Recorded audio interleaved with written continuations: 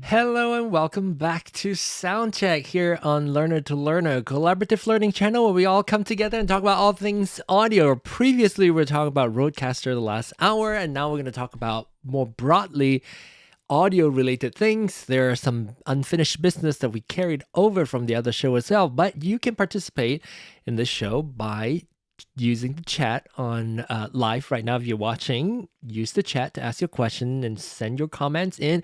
But as you can see in the chat, you also have a link to the website, Learner to Learner. There's a website. Go there, click on Call In with Zoom, register, names, email address, consent to join the show, and then we will send you an email, a unique email, so that you are able to click on that link and you'll be calling into the show with that Zoom link. And let's meet those of us who are already here on the Zoom call. Hello, Derek. Welcome back to the show. How's it going? Good, good.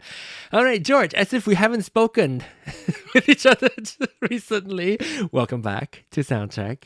Right. And we have Reggie also here. Hello, Reggie. Talking about, he's going to ask you a question about your podcasting thing. So many podcasting related questions. I'm so excited about it. Charles, welcome back to the show. Hello. What's going on? And before I get to Phil or Glenn, make sure you. Oh, I saw that your mic has been unmuted.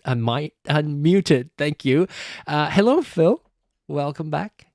I keep calling you Phil. Hello. I know you go by Philip or Phil, but I keep calling you Phil. It doesn't matter. You call me Phil.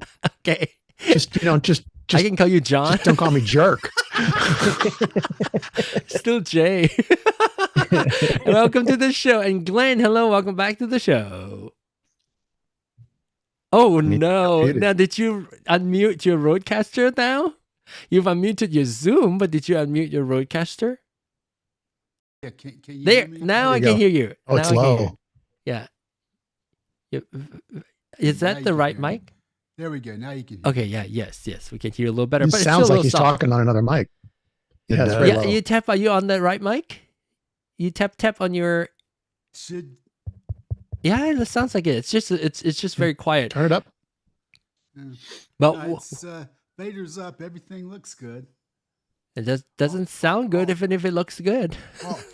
This plane's ready to take You know off. what? You're in the right place. It's Soundcheck. So we can do the Soundcheck for you too. All right. Okay. I don't know. It's, Vader's up. Everything looks good. All right. Okay. Well, this plane ready to take off. Okay. All right. Okay. I just And we want to hear those dulcet tones of Glenn's voice. Well, Oh my gosh, like Glenn has, I mean, Philip has the other, like yours, your mic is like almost like distorted. Too loud? Yeah. Okay. Just playing with my volume. Sorry. How's Sound that? check. Is This is this is better. The custom Okay. of the show is to tell people how good or how not good the sound is, but not in a judgmental way. In a let's fix can it judge. kind of way. Let's see. Okay, all right. So we'll get to Glenn's volume, and you can tune it. And again, like I always say, you want to visually kind of get your level on your RØDECaster. So what I typically do is, if I speak, I get my sound to be about that level, and I'm going to hear from other people. Okay, let's see the chat channels where the others would come in. So I'm going to have Glenn speak and see where his sound register. Go ahead. 1, 2, 3, A, B, C. Okay, so you can see my level and his level, so you can see that's why we're hearing him a little soft that way. And maybe Philip, you gonna say something? Testing 1, 2, 3. Testing 1, Okay, 2, so 3. that's definitely more comparable to my sound. So we'll come back to you, Glenn. See what the issue Is it might be. distorting? No, not distorted. Okay, great. Now. All right, George. What about you? Let's hear your level. Testing 1, 2, 3. That Test sounds 1, 2, 3. Pretty good. Derek? Level check. 1, 2, 3. Could be a hair louder, but it's all right. But again, it also depends if you're using Zoom's what's it called, noise suppression. I have original processing. sound on, but I just bumped it up slightly. There you so go. Hopefully that's better. And of course, I think once it hits 15, it's good. It does obviously not exactly the same, but as long as it's not too far away from 15, if it go past about minus 15, everybody should be able to hear it just fine. Reggie, let's try yours. Hello. Oh gosh, Oh, I hear slap back. Reggie, what did you do? You probably turned on original sound. No, I haven't changed anything. Something's changed. It sounds different. I hear slapback from you. So either are you using chat? Are you using RØDECaster? Your RØDECaster Pro Duo USB? Yeah, it's on on chat. USB chat. Okay, test. Or maybe it wasn't Check you. Maybe 1, it was 2. somebody else. Now that's good. Now what'd you do? Nothing. It wasn't me, so Maybe it wasn't Somebody you. Maybe it was else. somebody else. somebody else being naughty over there. Okay. Level's good. I'll fess up. It was me. Oh, sorry, I blamed it on you because you was the one speaking. So it was Glenn. Glenn, your level's good now. Better. I didn't have original sound for musicians on, so I cut it on. That must be it. Oh, okay, cool. All right, good. Reggie sounds good too. Charles is always loud, Hello. but not too loud this week. Well, did see, you adjust it for us? Yes, I did. I took my level down to 55 from 60. Oh, your gain, you mean? Yeah. Oh, Yep. Okay. There you go. Yeah, I mean, so It's hopefully you're happy. I mean, I'm still getting up there. I mean, there's nothing I can. I don't know.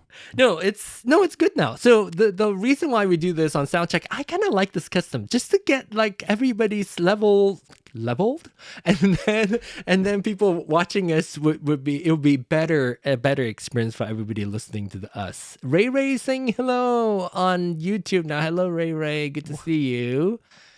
And okay, let's jump into it.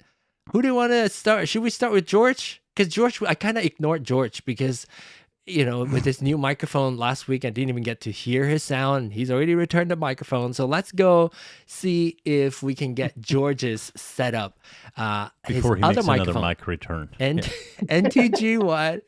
His NTG1 to sound. No, actually, I'm gonna take Phil's advice, and I actually have the Nexodyne Oh yeah. PC Yeah.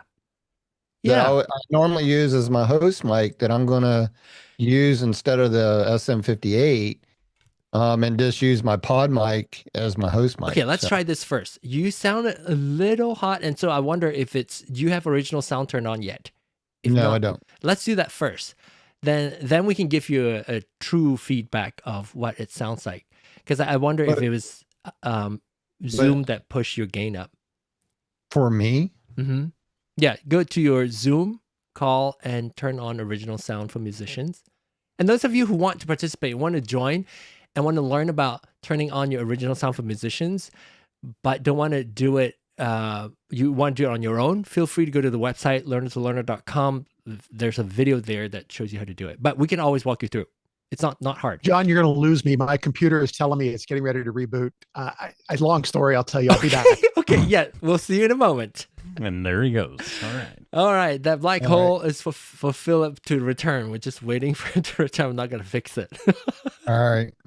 Okay, so original sounds turned on? Hang on a second. So I'm using, as I told you early on, eCam? I'm using my iPad as my second monitor here. And when I go to audio settings, I'm not seeing the other screen pop up to where that setting is. So it's not in audio settings. It's in your Zoom audio settings. That's where I'm at. And then scroll down audio, scroll down to audio profile and see if you have original sound for musicians button turned on. I'm not seeing audio. I mean, I click on the down arrow of my audio and I'm seeing and then go to audio settings. Okay, that's where I'm going, but there's no other box popping up when I do that. I see. So it might be popping up, but might just not be popping up on the right screen. Correct.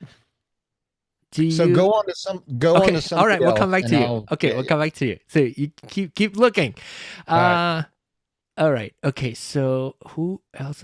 Reggie. Let's hear about your podcast setup. You're gonna have two crossover podcasts. You're gonna be in the same space. They're gonna record their own podcast with their own setup. You're gonna record your own. Is that right? That is correct. So my podcast is just audio only. Okay. Gonna start probably I'm gonna actually dabble a little bit into some video. I just picked up a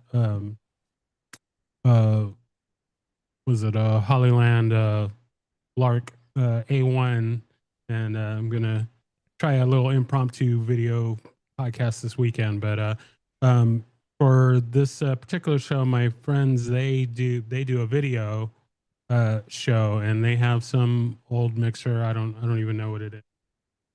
It's definitely not anything fancy. Do you know how they record it? If they have a mixer? Record it onto an iPhone. Oh, okay. So mixer connected to an iPhone to record. Yeah. Okay. Yeah.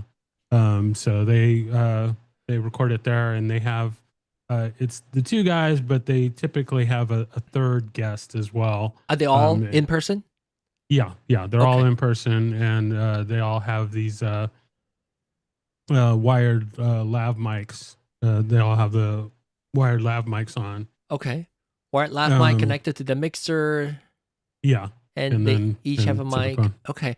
And then are you thinking and how are you going to get your voice onto their show? Well, that's the thing that I was like you were wondering. Yeah, okay. So you're still thinking through that process. Yeah, well, because I mean, I guess the easy solution would just, let them record it all, and then just get the file from them. That would probably be do that. That would probably be the easiest. Yes. I mean, that would be the easy solution, but if let's say we don't want to be easy. We want to make it complicated, like my life. So what would you do? John, I thought Sean had a whole system for what he's asking about. Wait, Charles, you want to tell people verbally what you think the other podcast might be using? I bet if they're doing video and are they using more than one iPhone? No, just one. Just one. I bet they're using Switcher Studio to live stream. No, it's not a live stream. They just record. They're just recording it. Yeah, well, believe they can still me, use they are Switcher not technical at all. They just. But there's Switcher Studio is phone non-technical. Switcher Studio is non-technical, and it is made for recording as well as live streaming. And it runs on an iPhone. So it records video too, right? It records video. So and one it'll take in camera audio. Yeah, you can connect up to 9 iPhones to it, all on the same wireless network. And like we have a local podcast, they're on the radio now. They've been doing it for years, but they started with Switcher Studio because it was so cheap. It was the easiest. Like they just had an old iPhone 6 laying around, and they're like, well, this works. Yeah. It gets us on. Like they just used what they had. And, but I would say, I mean, I would just use their audio. But if you wanted your own, you could always take a line out. But yeah, there's no point in recording your own really. audio, really, because you're gonna need line to out back be to them for your mic. exactly. You need to send your mic to them, to their mixer anyway. Yeah. You might as well just use one audio source, and since your podcast is audio only, just get their audio. Because they would have to line out from you. If it's, I'm assuming it's an older mixer, so probably the only thing they're going to be able to do is give you a line out. And so they'll give you a line out. You'll have to pull that in. The problem is that it's going to be mono. Wait, well, it doesn't have to be. Well, you'd have to take up both XLR channels. Yeah, then, well, I'm imagining it's going to be way more work. I'm going to ask them to just have his mic plug into their mixer. Yep. If they have a free input. Yeah, still. yeah, they do. I believe Okay. it has like 4 or 5. Cool. And I would say if you just want if you want the assurity that they're not going to lose the recording or before they get it to you, what I would try to find is just a simple record, like a cheap Zoom recorder or something that you can take a line out, plug it straight into that, and just record. Like you're not using the mics on it; you're simply using it as a recording device. I'm assuming that there's no digital out on their device. I'm assuming the worst, full analog, 90s model mixer, like Behringer. Yeah, like old like. Well, it would have to have PV mixer. Would have to have some digital because it's connected to the iPhone. So yeah, but I'd rather assume on the worst end of it, and because if you can accomplish that easily, then anything else they have will be fine. If it does have a digital out, probably only has one. Yeah, true. And they're going to consume that. They're not going to give that port up, so you're still stuck at analog. So, which is fine. There's nothing wrong with analog, and actually getting a line out feed is better for you because it's flat. And so that way you can run it into a recorder. You have your track. It's a flat. No, your RØDECaster could be a recorder if you don't have an additional recorder. Well, the other thought that I had was, and this is where the wireless thing that I kind of brought up earlier comes into play, is instead of using their mixer, just use my RØDECaster. But since there's 3 of us, I need I need 3 inputs. And I was thinking that, I can use I have 2 different wireless sets, although only one of them has the TRRS connection. But I was thinking that I could use the wireless for 2 of us, and then have the third person plug in their lav mic. But the thing with using the wireless is that I won't get the split stereo connection. Well, the split channel.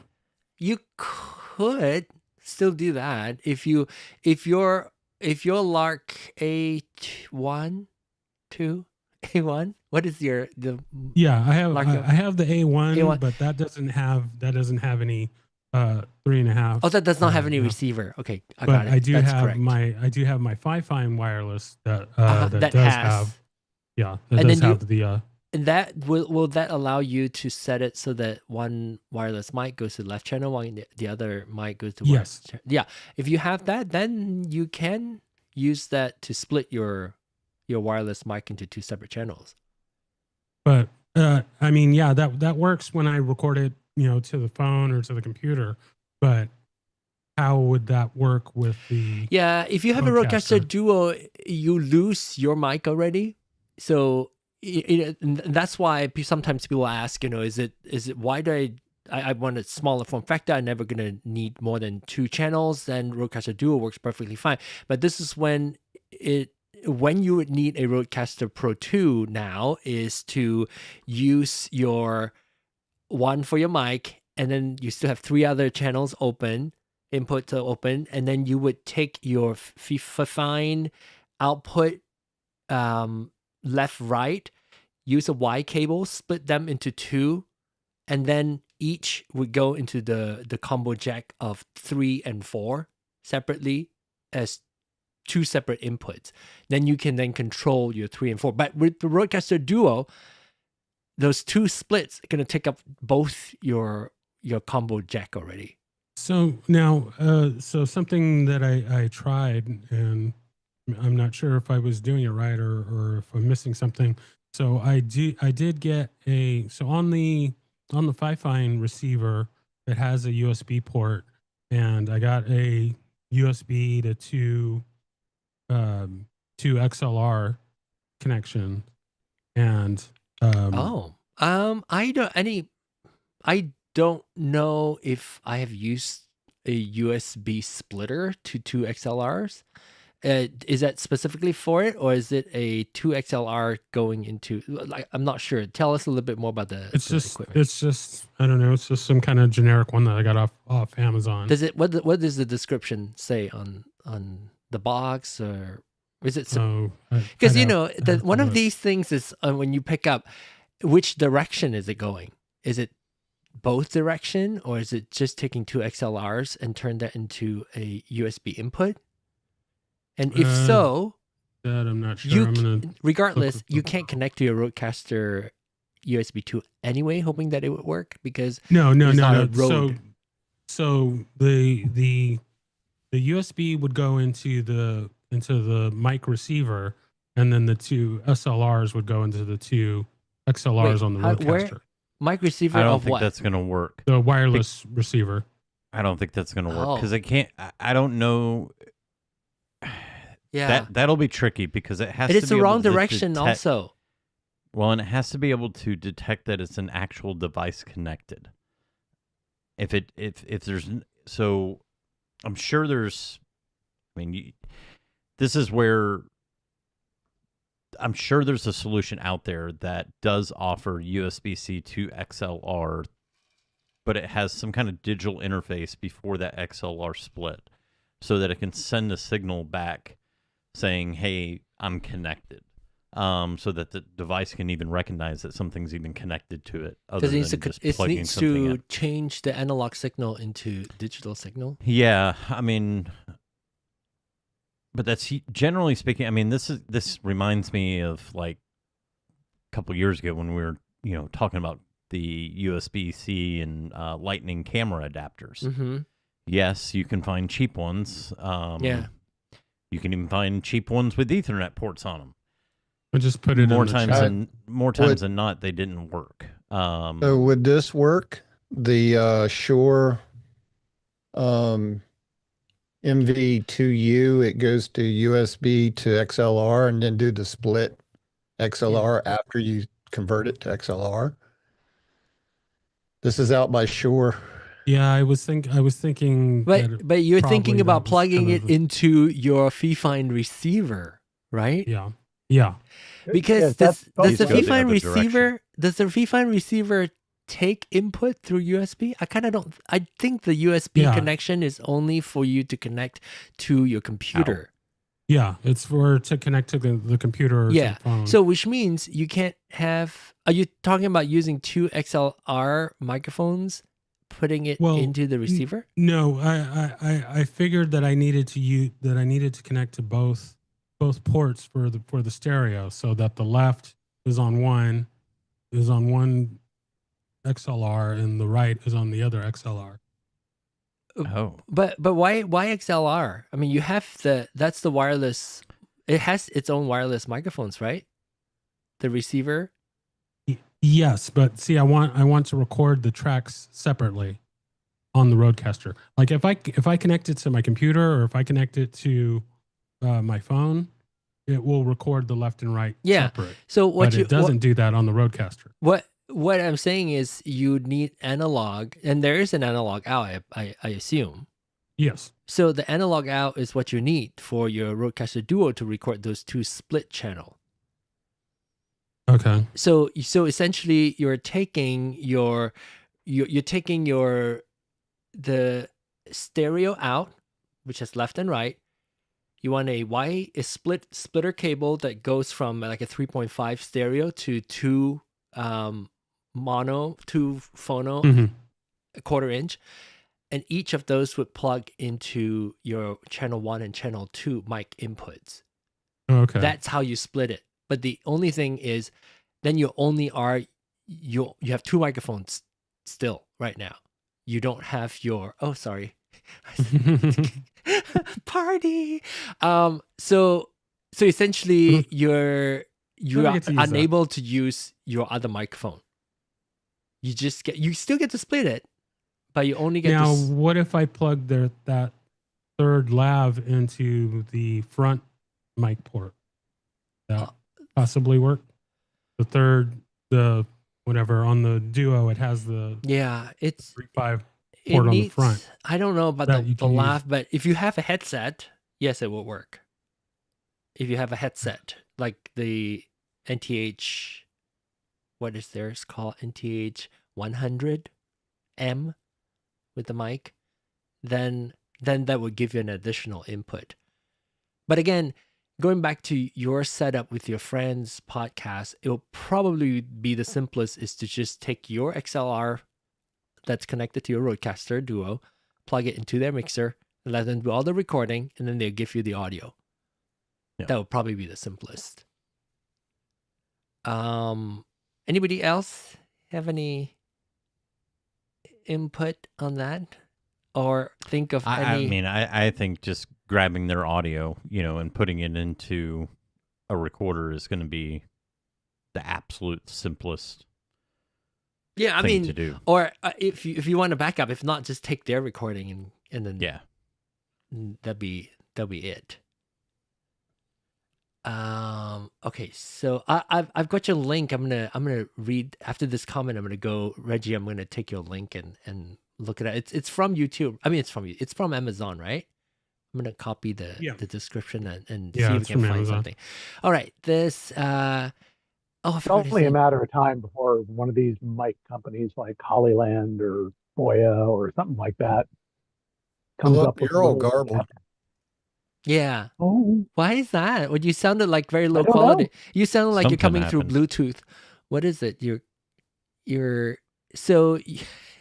Wait, you're using a headset, aren't you? You're not using your mic. You're using a headset. Make sure your headphones is set to there, but I think accidentally the microphone is also set to that.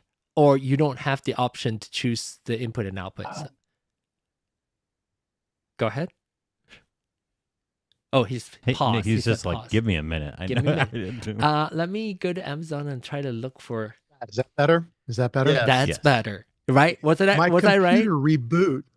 And then you're default right. My to computer rebooted. Your Bluetooth and it defaulted back because I can't take it's. I mean, I know it's bad of me to complain because I'm in San Diego, so it's practically heaven compared to other parts of the country as far as weather goes. But it's hot today, and my face was dripping with those headphones on, so I shifted over to my Bluetooth headsets, but just for earpieces. So, but yeah, I'm from San Diego, so you can complain. God, hey, good. Okay, look at that, neighbors. Hey, I'm in North County. I'm not in there anymore. I escaped. I rightly escaped. You're one of the lucky nobody ones. escapes from San Diego. They get kicked out. You're allowed to complain about it. Okay, what coming out after the RØDECaster Duo? I love the Duo, but hate only 2 inputs. I actually wanted 3, one for mic and one for left and right for music. Okay, yeah, that's when you get the RØDECaster Pro 2. I mean, that sounds snarky, but I didn't mean it that way. But RØDECaster Pro 2 or RØDECaster Pro 3. But who knows what's coming up next? I feel like No, it's the RØDECaster Trio. Hey, but remind me to talk about the announcement that Rode made this week. Remind me, and then we'll talk a little bit more about it because it sounds exciting. Okay, so going back to this, is it something like this? I'm not maybe it's not the exact one, but it looks like this one is just taking a USB output signal and then split that into two XLRs. Yeah. That's for output. So, which means you could technically take the output from the USB connection. No, it needed the interface. Mm-hmm. So your computer is interpreting what's coming out from your Fifine's receiver. Sorry. Yeah, no, I think you solved it in that instead of the USB to XLR, I need the TRS to XLR. Yeah, exactly. Yes, and then that would allow you to take. So it'd be like a 3.5 millimeters to stereo 1/4 inch. Or you could use that into your friend's mixer if they had 2 channels. If you're going from your transmitter on your Fifine, wouldn't that be the right direction of, out of the Fifine into their mixer as a wireless mic? So then you're all on wireless. They're on their 3 lavs, you're on your wireless, and then you still pull their audio at the end of the recording. Gotcha. But you would.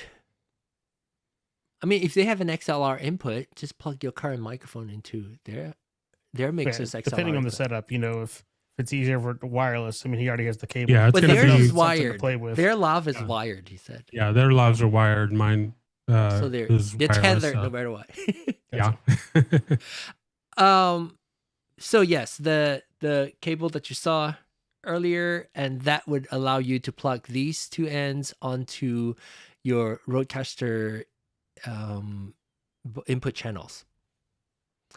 And let's see, is this okay, yeah, there you go. I think I've answered the question by, can you remember what's your first name? Calvin? Are you Calvin? I can't remember his first name. He's been here before, and he told me his name and I forgot. I'm sorry, please remind me again. Community Education Collective. I know you told me your first name before because I asked for it and I forgot. I'm sorry. That's the same comment, right? Okay, so going back to the comment that I was Rode made an announcement, and let me see if I can find that channel. Rode, they made I was just joking about the RØDECaster 3, so if I was prescient, it was by accident. But obviously there's going to be one coming, but I had hoped they would hold on to this a little longer, though. I think so, because here's the announcement. The Friedman Group, home to... I don't want to, get into trouble, but so they essentially are partnering with Audinate, who is the they make Dante. So now that is coming to us. So Dante is a possibility, and Dante is essentially using Ethernet to convert XLR connections and audio inputs using Ethernet. And therefore, we have an Ethernet connection on our RØDECaster Duo and Pro 2. Does that mean that we're able to then have some kind of expansion if we wanted to? Let's say your RØDECaster Duo. Crazy. Your RØDECaster Duo only has 2 inputs, like what we were just discussing, and maybe now you can get additional 3 inputs connection to like Dante. XLR over Ethernet. Yes. Like if you go to George, can you say that again? check, and then the first hour was You're very, very soft. I think you probably switched your other microphone. Use it like a regular microphone instead of He's talking to someone overhead. Oh, he's not talking to us. somebody else. Oh, okay. And he doesn't have his headphones on, so he can't hear you. He couldn't hear us. Oh, okay. Wait, I'll do George's voice. Well, I just want to say the announcement that Rode made. I want the beverage of the person that is in the room with him. There you go. Take him out. I want to ask George where's my drink at? Oh, he can't hear you. He will now. No. Oh, George, where's my Miller Lite? That's what I want to know. George, That's we thought you were That's talking Bobby to Wilson. He's actually a musician who's staying here. I see. He's going back down the stairs to practice, he said. So what I don't understand, John, is why is my square so dark? I'm like looking at my monitor. I'm like glowing in my monitor. Don't. But I look like there's no pay lights. no regard to what you see in Zoom. It is not how it looks on the live stream. Promise you. I think John just doesn't want people to see the beauty of my face. That's really it. I was trying to help him out with that, Phil. Yeah. No, let's go see the full beauty right now. There you go. Look at Phil. But look how dark it is. Is it? It's crazy. Is it? Yeah. It's not dark. Well, I mean, if you compared to my actual lights, I mean, I got a light right here in my face. It barely registers it this week. George's lighting is beautiful. Wow, George has improved. Remember how dark his was initially? Well, I don't know, but it doesn't look dark to me. It doesn't look dark to me. Yeah, doesn't look dark to me. And on the live stream, you look brighter than what you do in the Zoom. I'm looking at the live stream right now. I think I'm comparing myself to everybody else. I look like I'm in a closet compared to everybody else. Well, so I have noticed like on the Zoom feed, I look to myself, my own feed in Zoom, I look different than what I look on John's feed of my camera feed as I look different to the live. It's 3 different versions of me. Depending on which one I'm looking at. Well, speaking of lighting, what do you guys recommend for lighting? Wait, switching gears. Sound check. No, it's okay. We can talk. We can talk about lights, but I want to see if we can we finish up the Derek's not Derek's, but Reggie's discussion. Right? Do you think you've got a solution there for your podcast recording with your friend? Yeah, I may try some different things. I may just record our audio separate. I'll just record the wireless mics on my computer or the RØDECaster or something, and there are some exciting wireless mics, Reggie. I was looking at I was looking at Boya has this thing called the BYW4 that's been out for a little while. Yeah, I was just looking at that. Well, I just got the Lark. I've had my 551 there's also you guys forgotten DJI released the wireless mic 3 is out. Yeah, I saw that. Well, yeah, too, but the boy is like $69. Yeah, exactly. DJI is like, oh my gosh, I have so much to talk about. $400. If we have time, we'll talk about it. If not next week. That's why I got the Lark. It was like I was looking at those other ones. Lark is great. Oh yeah, no, this good. A1 sounds amazing, and the noise canceling is really good too. I came into my server room here, and I was talking, and I could listen back to the recording. And what's it like? You're like Johnson. All those people come on here have a server in their room. I have a server rack, so I don't. I know Johnson is. I'm giving Johnson a hard time. Johnson has server racks right behind him, so it's like picking up the server. Let me see if I can.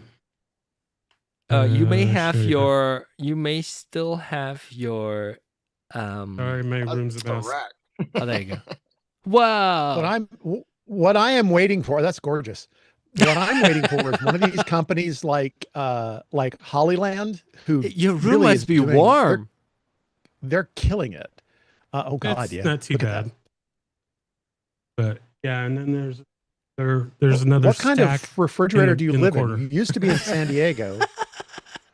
Are you in Alaska? How can you be not too bad with all those things going? I'm in Texas now. Oh God, are you insane? AC must be cranked up. Are they on? They're on, right? I saw lights. 3 of them are on. Okay. 3 of them are on, and then I have 3 of the air conditioners. I have Lord.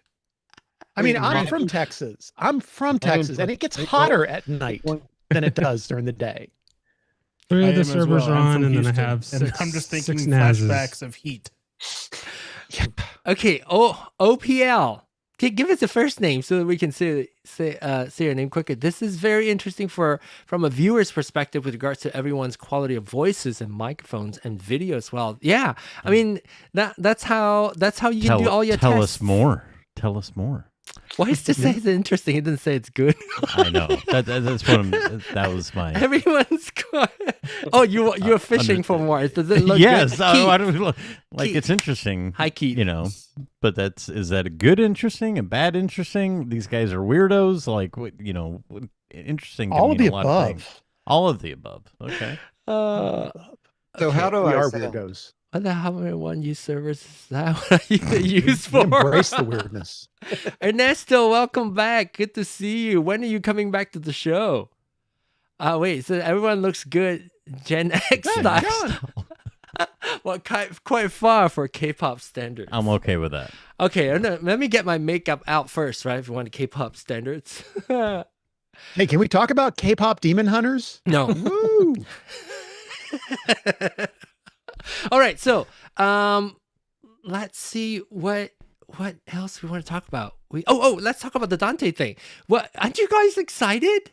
You were talking, Philip, about the potential. Like, you wish that there's a little bit more lifespan to our RØDECaster Pro 2 and RØDECaster Duo. That's what gives me excitement. Is potentially there might be expansion. In fact, we asked that question no longer in Clubhouse when I was still on Clubhouse. Charles, I don't know if you remember when that guy, what's his name? That guy that we just saw on this guy. What's his name? I forgot his name. They call him Durkee. I forgot what his name. Anyway, Can't remember. he's Ray from Rode or something like that, or I forgot his name. Anyway, he came into Clubhouse back then when RØDECaster Pro 2 was about to release. I remember that. Somebody accidentally posted the RØDECaster Pro 2 on their website. They're not supposed to go live yet, and they went live. Everybody was like all excited and talking all about it. And he came in and talked to us on Clubhouse. One of the questions that Sean asked was, there's an Ethernet connection. Is it potentially going to be expandable? Ryan, yes. Sorry. Ryan from Berg. Brian Burke, right? Something like that. Anyway, so he said something like he did not say no. He said, we don't have any plans, or we don't have anything to announce, but stay tuned. Something like that. So he didn't want to get fired. My hope is that, somebody already probably, I don't know, but the reseller accidentally leaked it out. But I'm glad he actually made it into a thing. Yeah, I'm glad he came into our room and confirmed it, and was sort of saying that yes, because it's only like a few days from it going live. However, aren't you excited? What are the potential of having Dante being part of the partners of Rode now?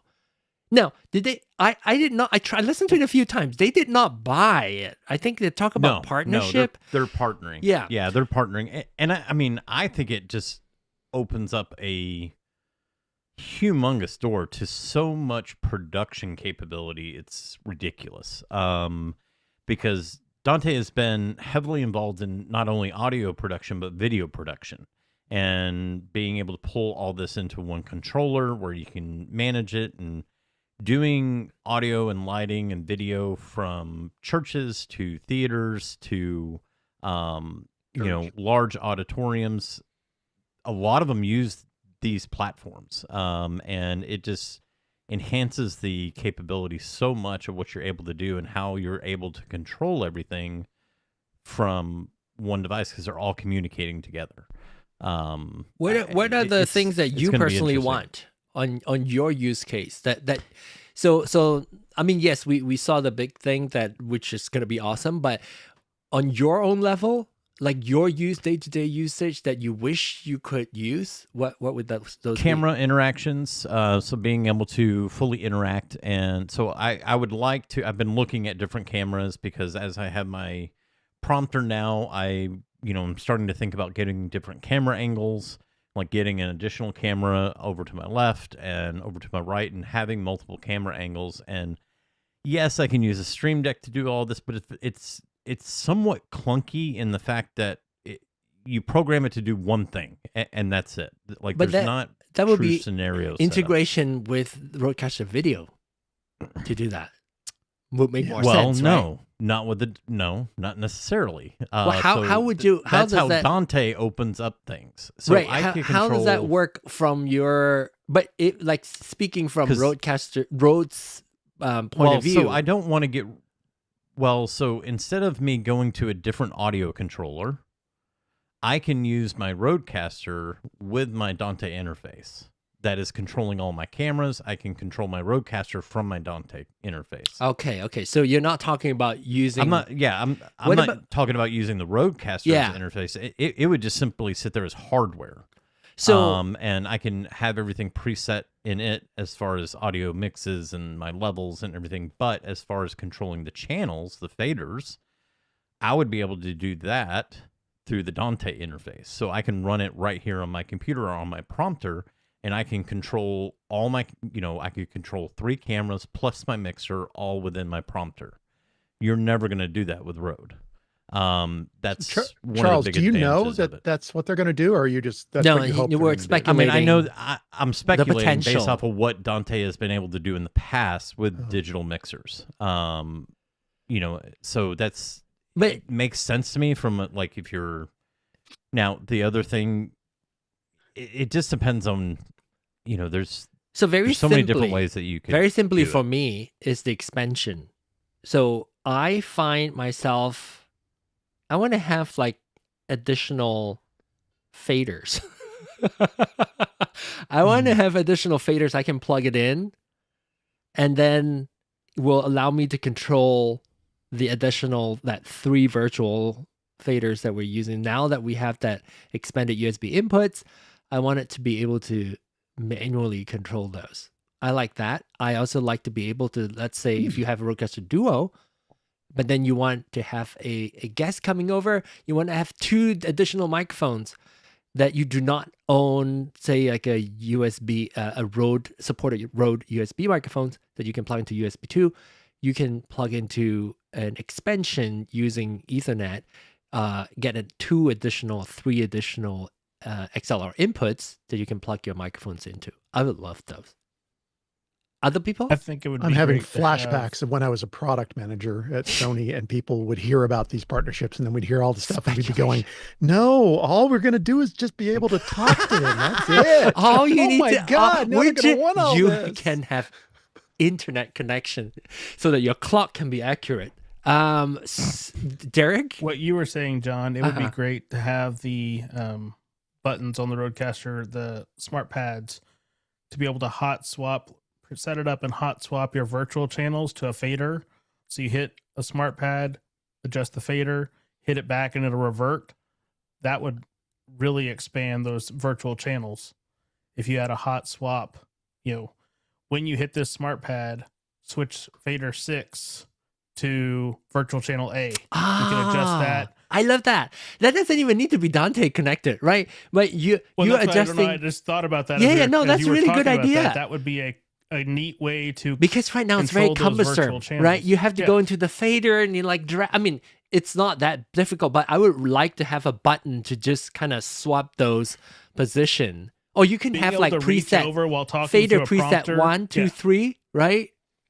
Yeah, I like that idea. Like in a show like we're talking now, being able to reach over, feel that button, hit it, pull down a slider without taking my face from the prompter, would be wonderful for that kind of use case, to be able to adjust other channels on the fly.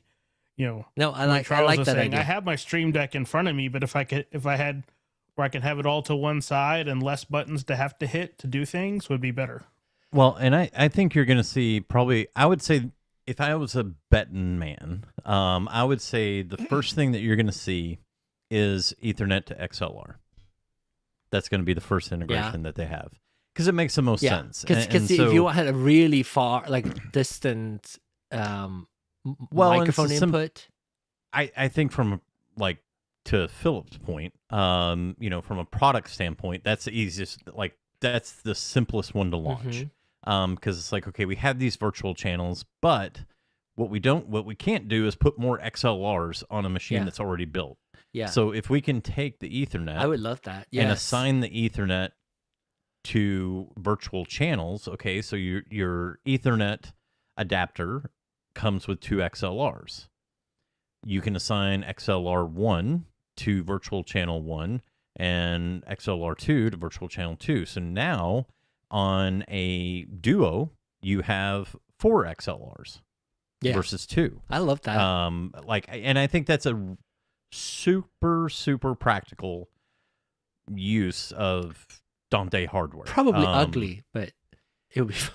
I mean, you know what I wonder? I wonder if maybe this might be a result of Rode's acquisition of Mackie. Yeah. That Mackie was working with Dante. Yeah. Yes. And they've just decided, because they do say in their announcement that, you know, how did they said, let's see, used in thousands of Dante's. Okay, here it is. Yeah.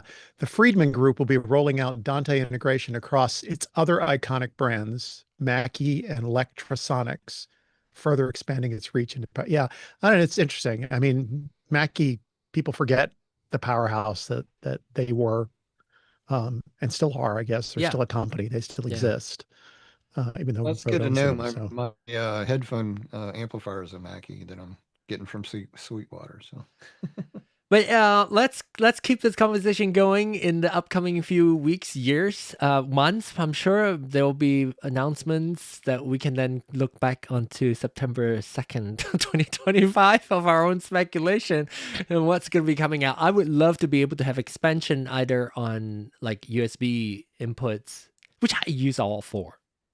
It's not isn't the day starting in Australia? Anybody got Ryan's phone number? Call the Rode headquarters and just ask to speak to Ryan. So something's coming. That's exciting. Okay, all right. Now switching gears again. I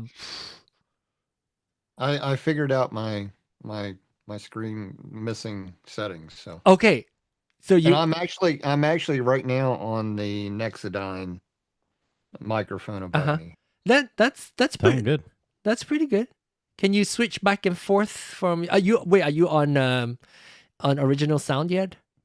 No. Did you want me to go there? Yeah, first? yeah. Would you please? Then we can actually give you our input on the sound, because one could be louder, one could be softer, and the Zoom is processing the audio to make it. So do I just hit the button and that's it? So yes. Now it sounds like now I'm on the pod mic. Okay. And now I'm on the Nexodyne above me right here. Yeah. Sounds pretty close. Yeah. I think it sounds keep talking. Close to me. Keep talking. So like I said, I got And the Nexodyne on. It could come even down further when you were doing your podcast, because they don't need to.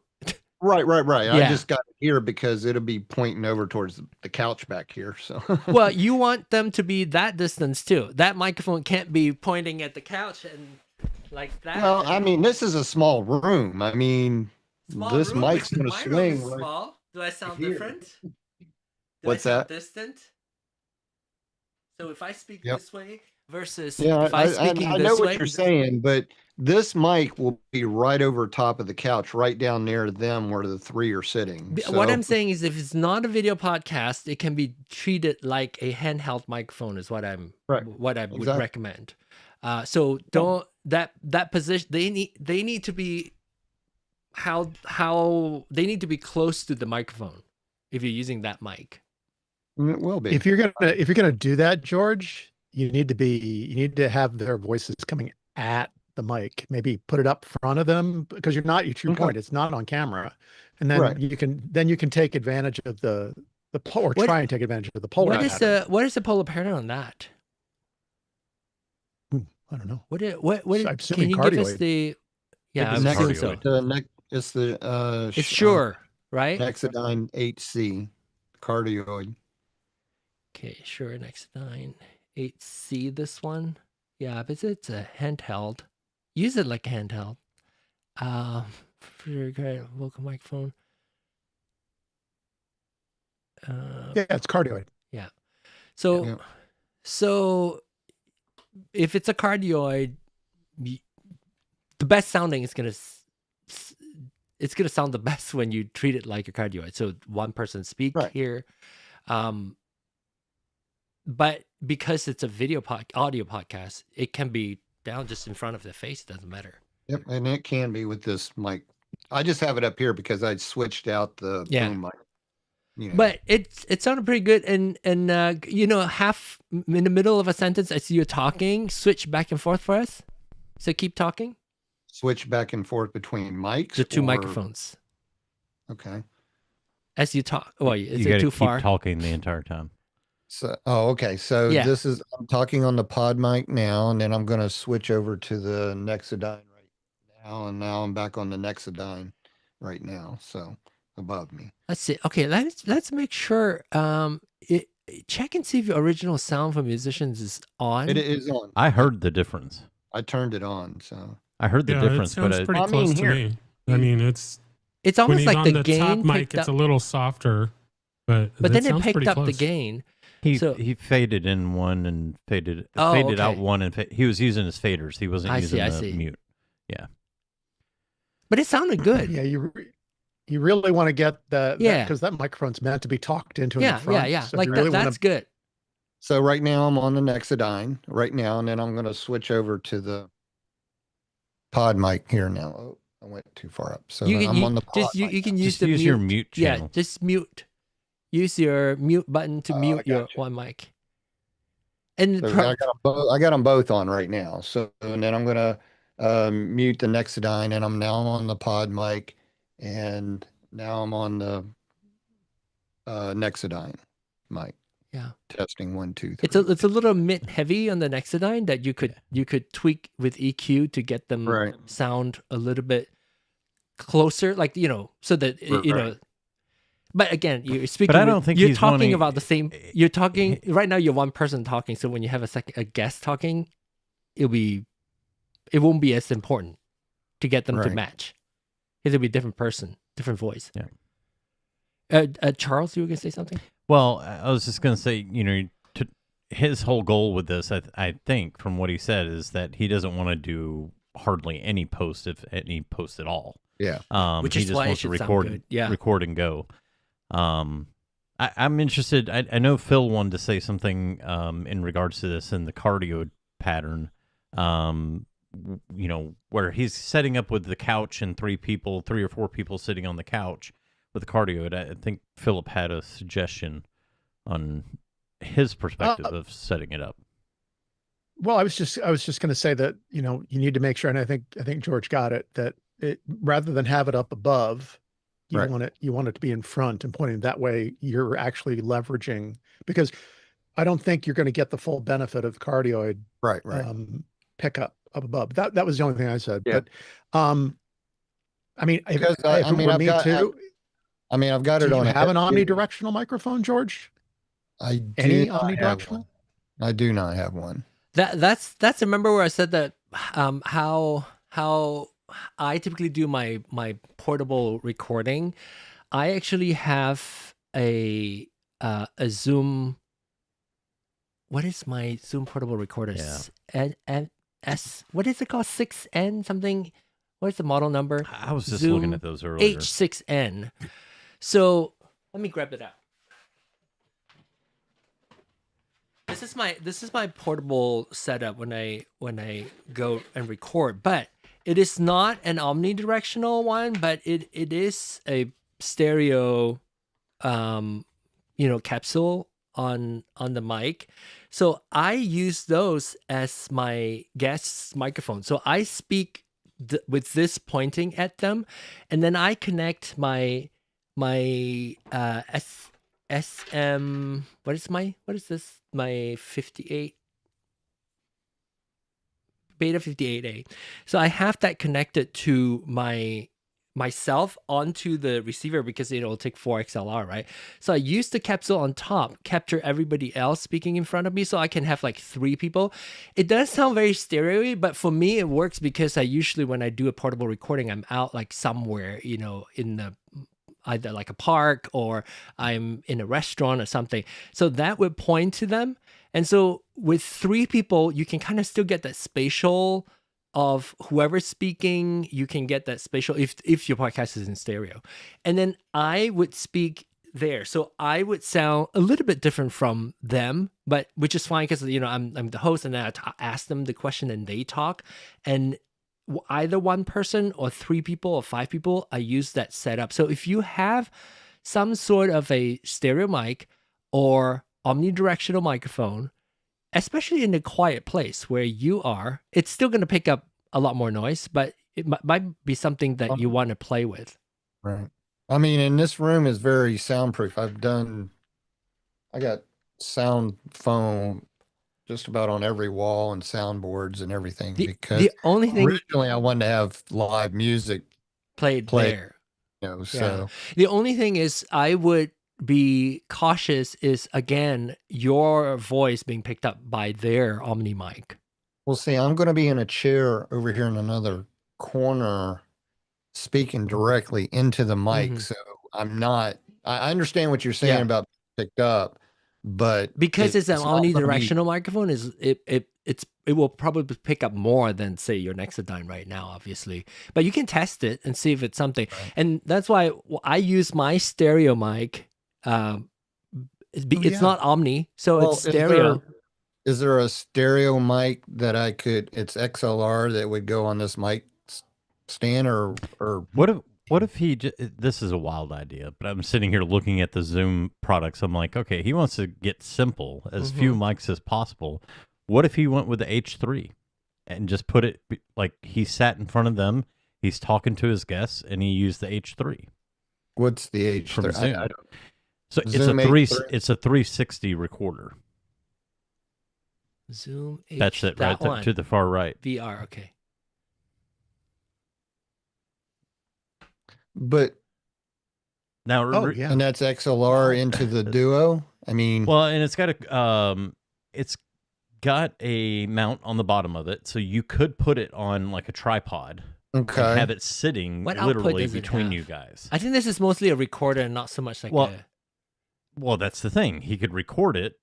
Well, see, I want to run it into my Duo. I'm going to be recording from the Duo, so I don't want to have to transfer. I want to record directly into my Duo. I got you. With whatever I get.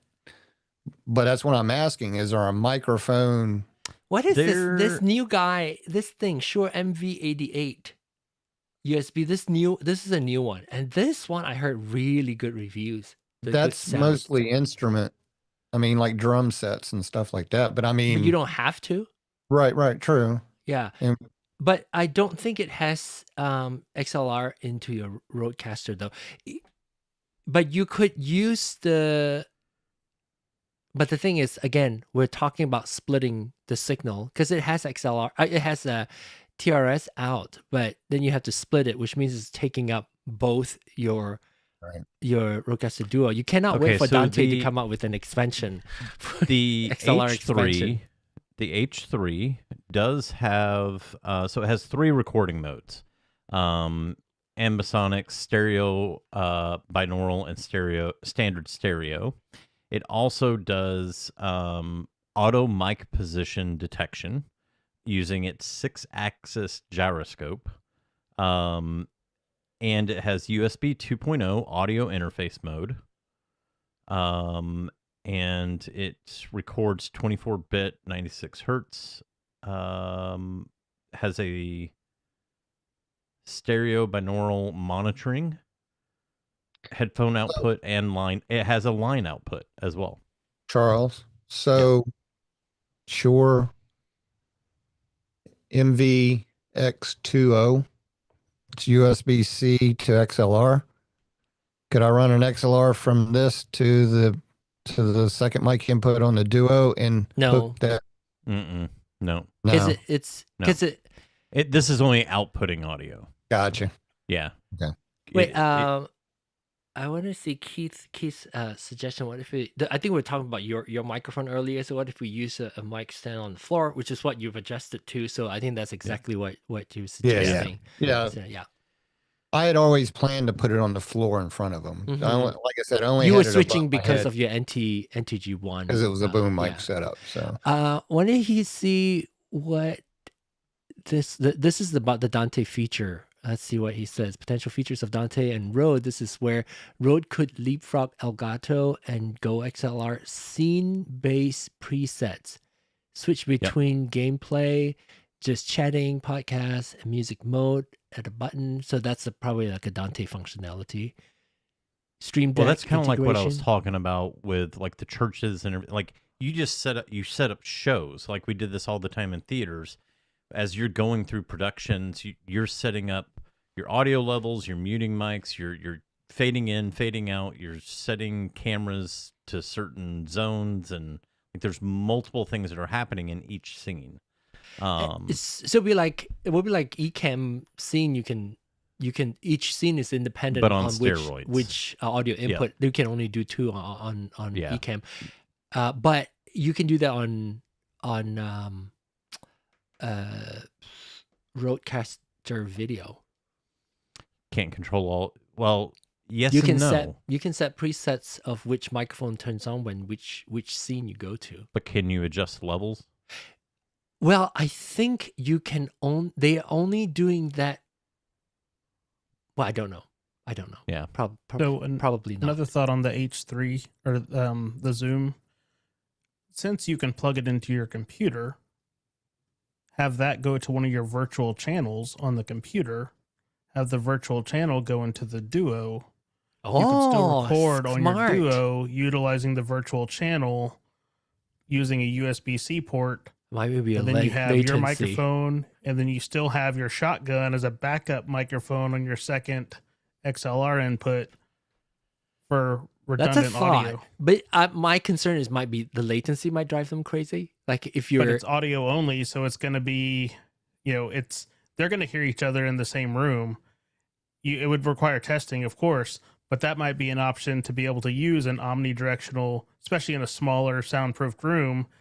That means you're not going to really have much background noise. So, with George's couch behind him and him in a chair, putting that in the middle of the room. What mic? I'm sorry, I missed. What are we talking about? H3. The H3 VR. The H3 VR. You'd hook it to your computer and then route it through a virtual channel into your Duo to record. So essentially, it's going in via USB onto your computer, and your computer you would route it with something like loopback into your virtual inputs on your RØDECaster. Like virtual AB or game or music of that sound, and so that can still go into. Well, would it be? It would be a mixed down mono signal, wouldn't it? Not necessarily. I mean, because does it come in stereo? Oh, that's it. Oh, but if it comes in stereo and you are gonna, I'm trying to think. It comes in quad. Comes in quad. So let's say simplify. Let's say if it comes in stereo, how you would then have to bring in. Let's say if you use virtual A as the left channel, you would pan your virtual A to the left, and then pan your virtual B, which is bringing in your right channel. Then you have your stereo signal. And with loopback, you could do that because if he's using Mac, you could do 2 different routings. But yes, to the 2 different virtual channels, and then it would require a little bit of work, but it would be worth looking at potentially just as a way around the 2 XLR port limitation of the Duo. But again, I would say this sound is going to be completely different from what your Nexodyne's going to achieve. And for an audio podcast, if your room is not meant to be heard, let's say if they're playing in a location like in whatever, a bar or like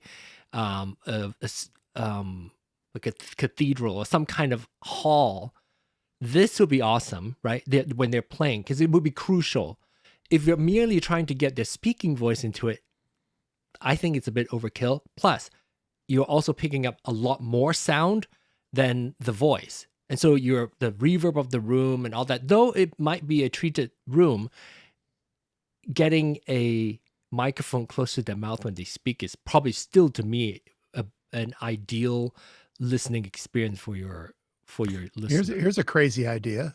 What about a microphone, a stereo microphone, like an old Sony eCam MS957 that has a 5-pin XLR that will split off to three pin, basically 2 channels, and that way you're not omnidirectional, you're stereo, but you have a bigger polar pattern coverage than cardioid. Yeah, which would be mine. You can get one of those for like $50, and they're not the only ones that make it either. I mean, there are a lot of companies that have stereo mics. But again, I'll just say Zoom has a pretty good return policy, and so does Amazon. Right, exactly, and that's what I do. So. I mean, and try it and give us feedback and record samples. If you're not, it may not be what you're expecting, but it may surprise you. That's kind of like thinking about the H3. Like that is not something like thinking of a podcast. I would never really consider the H3. That would never come to mind. But given your setup, working with musicians, I'm like, I wonder if that wouldn't be kind of cool to feel like I'm actually sitting in the room with them. Right. It's about $300. How much is an H3? $284. So about $300. About that's not $300. bad. It's we're really doing our not favorite thing. for We're spending everything. other people's money. Well, I mean, for everything that this thing is, like I said, I just wish.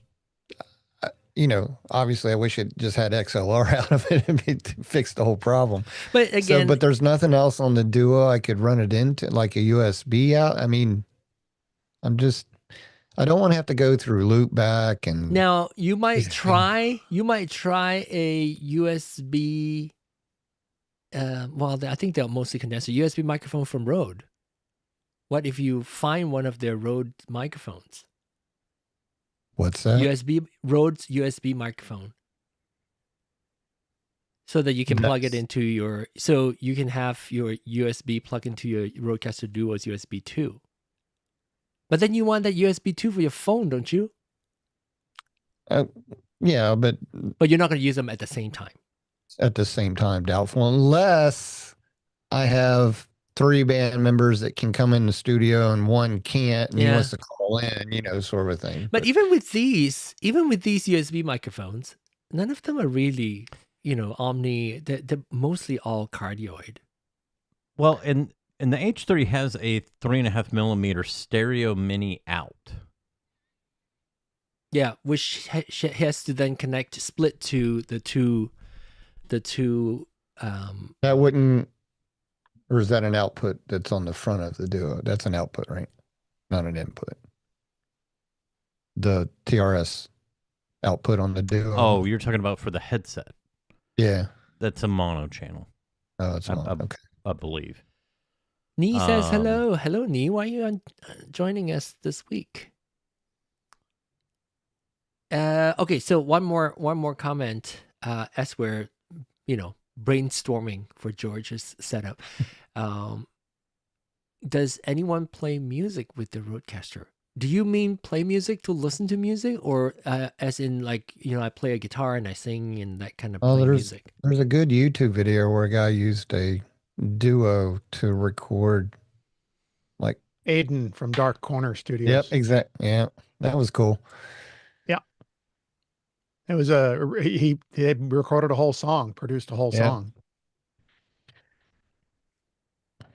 So let's see. I think his biggest complaint was the workflow. Stream music. Like live stream your performance. Is that what you're thinking about? Oh, streaming music, as in like, so I perform live and I use your RØDECaster. I mean, I sing on TikTok. So I do use my using it as a mixer. Performances. What is that? Yeah, you haven't sung one in a long time. I know, it's been a while. Oh yes, he says so live stream. Yeah, you could. I personally don't enjoy Charles. No, I don't enjoy the reverb that much as a singer. I use a different software to run my reverb. I use MainStage to run my reverb on my computer, then pipe it back into the either the virtual channels, or like sometimes before virtual channels, I'll use my USB chat for that.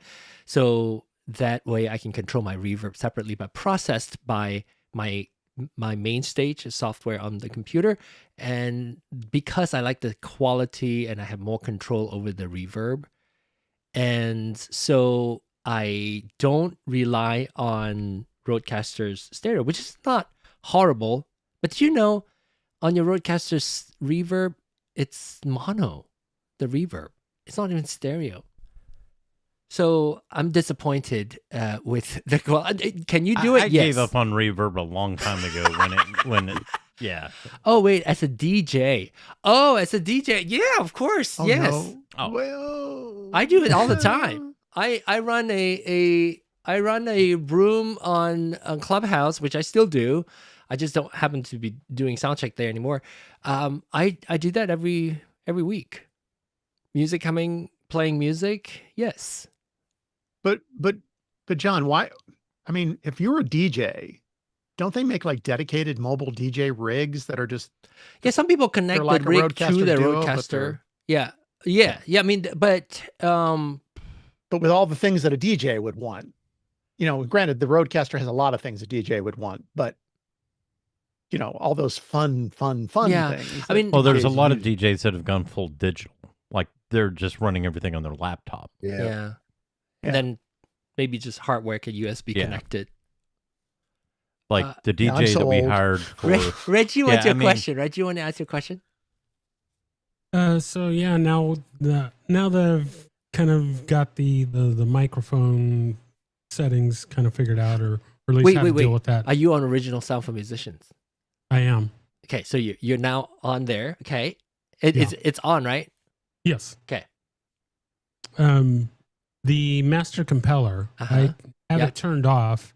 Should I use that? What does it do? I turn it on as a precaution, as a safety, because obviously you have your compressor on your own microphone, and then the master compeller, essentially it's the compressor. To me, they call it master compeller. I don't know why. I think it's like, we guess it's like a compressor limiter.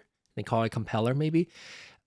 So it will be the last stage of compression that it could do to avoid your signal going out clipped. So if let's say, because your mic might be fine, but then your music might be too loud, and then it will, or with your sound, with your music and a few other guests talking on top of each other, if you don't apply some sort of a compression as a limiter in your master compeller, then you risk having all those input sources going on at the same time, and then your signal going out from your RØDECaster might be clipped. Okay. So I would use it lightly. I think so, but lightly. Where is it? Is it system? No, not system. It's an outputs, and then processing. Processing. Yeah. And I just have a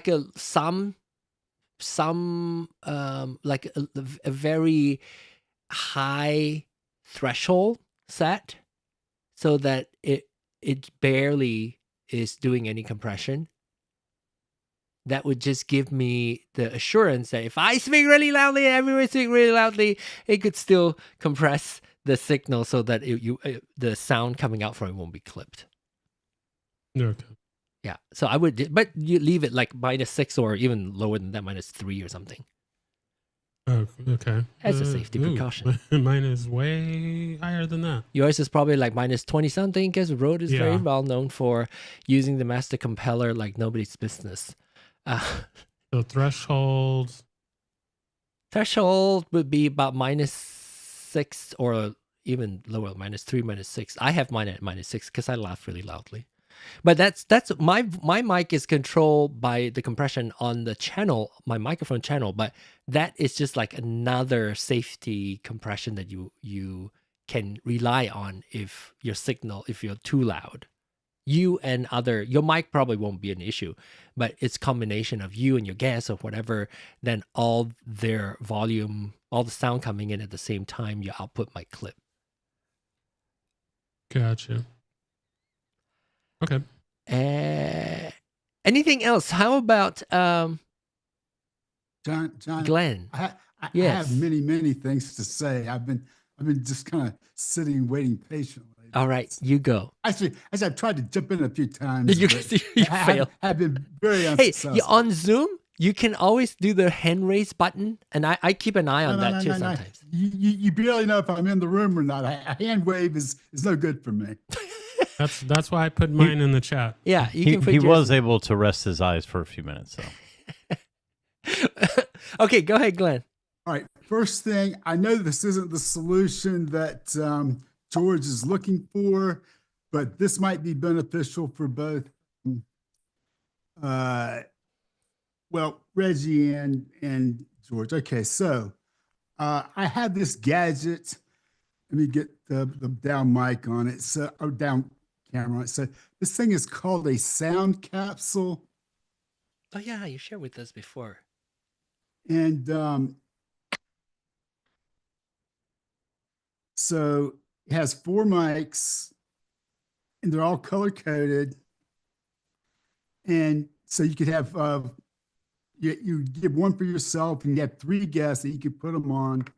And all you got to do is push this little red button, and it starts recording. And then when you're done, you push it again to stop it. And the entire recording goes up into the internet, and you download it on your computer. And you've got your recording. So, and you have the ability to process it if you want to. But all I'm saying is, all you got to do is put these on, push this button twice, and you're done. And it's not cheap, isn't it? Oh, that's the issue. George says that he was price is not. Right. So this thing lists for like I think about 2,600, but I didn't pay that much. I got it when it was like on super sale, so I didn't pay that much. But I think that's what it lists for now. But I'm just saying that if you want a two-stroke solution, that might be the way to go. That's Neil also said that Hollyland Lark Max 2 supports 4 microphones. So if you have more guests, like what I think Reggie was saying, using your wireless mic for all your guests. But again, and same thing as the DJI Mic 3 can do 4 also. Has anybody ever messed with, like, I'm just looking at omnidirectional mics out here in stereo mics. There's a product called SE Electronics BL8 Omni. It looks like a thing you would sit in the middle of a conference room table, but it has an XLR out on it. I can put it on a mic stand. It's $269 at Guitar Center. An Omni mic is going to sound like an Omni mic, and you can definitely test it to see if it's a sound that you like or not. Because Omni mic picks up conference room for people. Yeah, it picks up everything. Okay. And going back to the same thing that I feel like it's not like you have to speak to like 8 people. It might be okay with just that single mic. Again, going back to even like the Lark the Max 2, that let's say you have 4 transmitters going on, and all your guests, all 3 of your guests are wearing those microphones, and they're talking back and forth. And in close proximity, you will get potentially phasing issues because the person is talking and his voice is being picked up by 2 microphones or more. Right. Leakage of your sound, and if you don't want to do any post work, maybe you can test it, but it might not be something that's ideal. Well, before next week, what I'm going to do is I'm going to play around with this Nexodyne, and I'm going to put it low in front and get 3 or 4 people in here. Yeah. I'm going to play with it. And then see how. And I think I have an idea that it's going to be fine for what I'm trying to do, because I'm not looking for the perfect audio out there on my podcast. I mean, I'm not. You should. If it's an audio podcast, it better be good audio. But go to the redshoespodcast.com and you can hear what I've been doing with 3 Shure SM57s and in the Nexodyne before I started messing with it. Which is good. That's because that's the ideal microphone. Like if you use individual microphone right, speaking. but that was with the Mixcast, and that was my live stream setup before I like downgraded and like tried to do what I've been trying to do ever since. So, but I think I think you can play with it. The thing is, like, it's not anything.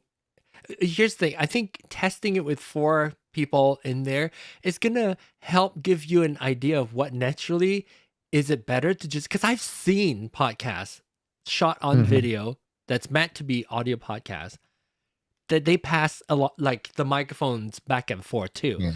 And I just don't see that as I've seen interviews of musicians and bands. I've just never seen a podcast where everybody's handing a mic around. I haven't, and that's not to say they're not out there. It's just I've never seen that. So and which is fine, but you get what you created the sound for, and if you're okay with it, perfectly fine, because it will still be heard. It's just it'll sound like, I'm over here talking another person, and then this person talking. No, talking. not necessarily. I don't think it's going to be that drastic. I don't, because this is such a small. I mean, the couch with 3 people, you can see in my screen here, right? I mean, literally, is right here.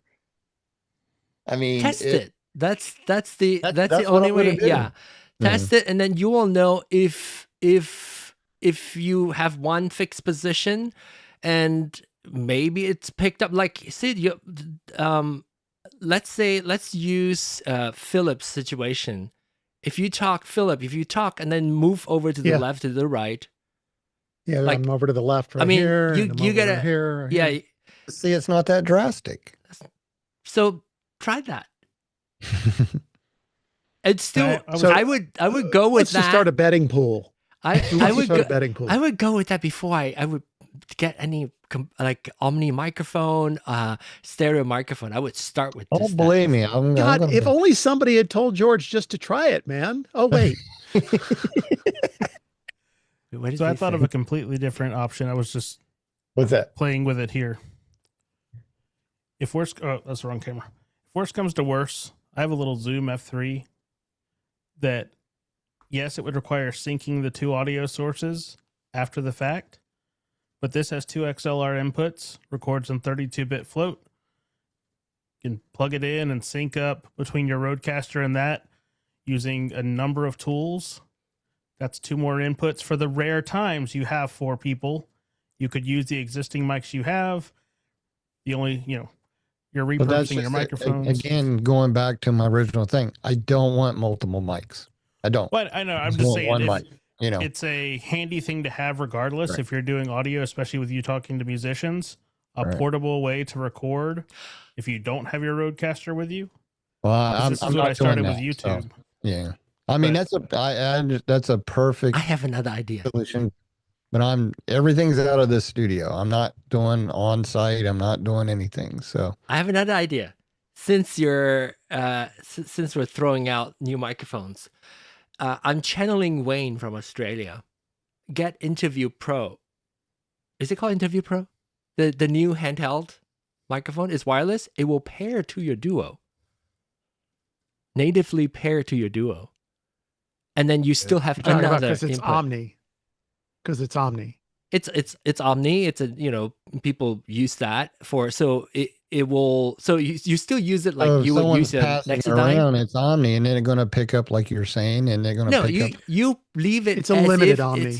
Use it as like your Nexodyne, but use that microphone, and it's wireless, and then it pairs directly to your RØDECaster Duo. So I'll tell you what, George, I have an Interview Pro. I'll pull it out and I'll do some recording sitting back, and I'll send you the file, and you see what I think what you're going to find with that, though, since we're prognosticating, and the best thing is he just try what he's got. Yeah. However, the problem with the Interview Pro is it's an ENG mic, right? It's electronic news gathering. So they built that with the idea that you are within, like, I think 3 feet of each other when you're interviewing, and you can put the mic in between. But if you're any further than that, you're going to be really kind of outside of it'll still pick it up, but it's really going to be, I think, a lot different than they intended it to be used. I say just get a Yeti mic. Knees here. Just get a Yeti mic, Get a Yeti I've got mic. 4 Yeti mics back and then here, just put it right in the middle. Put it right in the middle of the table, and then, I mean, if audio is not a thing, if audio is not a thing, then Glenn, go ahead. Well, I was going to say, again, because price is not an object for George, at least you get the Sennheiser MKH50. Well, that's still not for a group of people. Still not for a group of people. You can get a couple. I mean, no, I think I would love for you to try the Interview Pro, because I feel like if Interview Pro, I feel like I would like to hear the difference between, let's say, your Nexus 9 just sitting there in one position that is a cardioid. Is it a cardioid or super cardioid? Cardioid. It's a cardioid. So, and then if you have the Interview Pro that is an Omni, it's just going to open up more of the pickup area of more people. Right.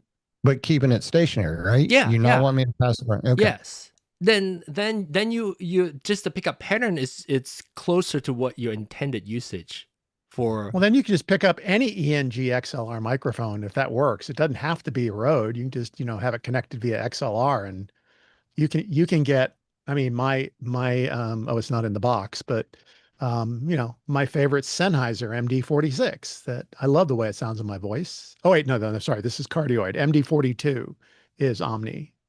Right. Any like Omni. the Shure SM63, what you're talking about? I mean, that's just one I just. Yeah. No, actually, you're right. This is it's interesting you mentioned it. There you go, right there. That's it.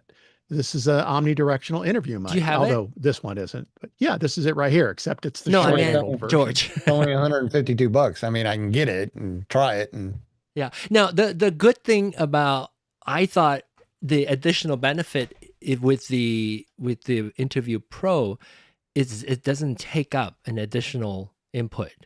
It is. Oh yeah. Well, yeah. Does it kind of though? It does take it. Though? Yeah, right. Yeah, it does. When you connect it. It does. Signs it. But there's no wire. But what I'm saying is what would be the benefit of that if I've actually got an input? I mean, it's not like I'm trying to run three. You have an empty. Well, right now, you I think it does take up a slot, even if you don't use the XLR input. Right. So with the Interview Pro, does it have internal recording? I think it does. Yes, it does. So, it's 32-bit float. Yeah, so that would be an advantage also by just having that, and then you don't really have to have your RØDECaster, or you could have a backup. Well, I'm trying to record everything through the RØDECaster and with very little editing. Yeah, that's what I'm saying. You could have a backup also. You could have a backup with that. Yeah. He doesn't care about the backup. This is the M2 He's Go. not gonna use it. This is the M2 Go, and it's like I saw it for $179 on like Walmart and a couple of other places. It's basically an Interview Pro, no 32-bit float, but everything else, including onboard recording. And pickup patterns the same? Yeah, it's an Omni. Yeah. M2 Go. It's like Rode came out with this, and they went, "Oh wait, we need 32-bit float," and then they do they discontinue it, or is it still? Yeah, it's discontinued. Oh, okay.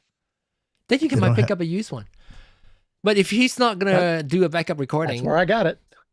But does it pair to your RØDECaster? Yes, it's Series 4. Okay. It is literally an Interview Pro with minus 32-bit float. So George, the reason why I was saying also with the with the Holy Land Mac 2, the new one that they just released, right?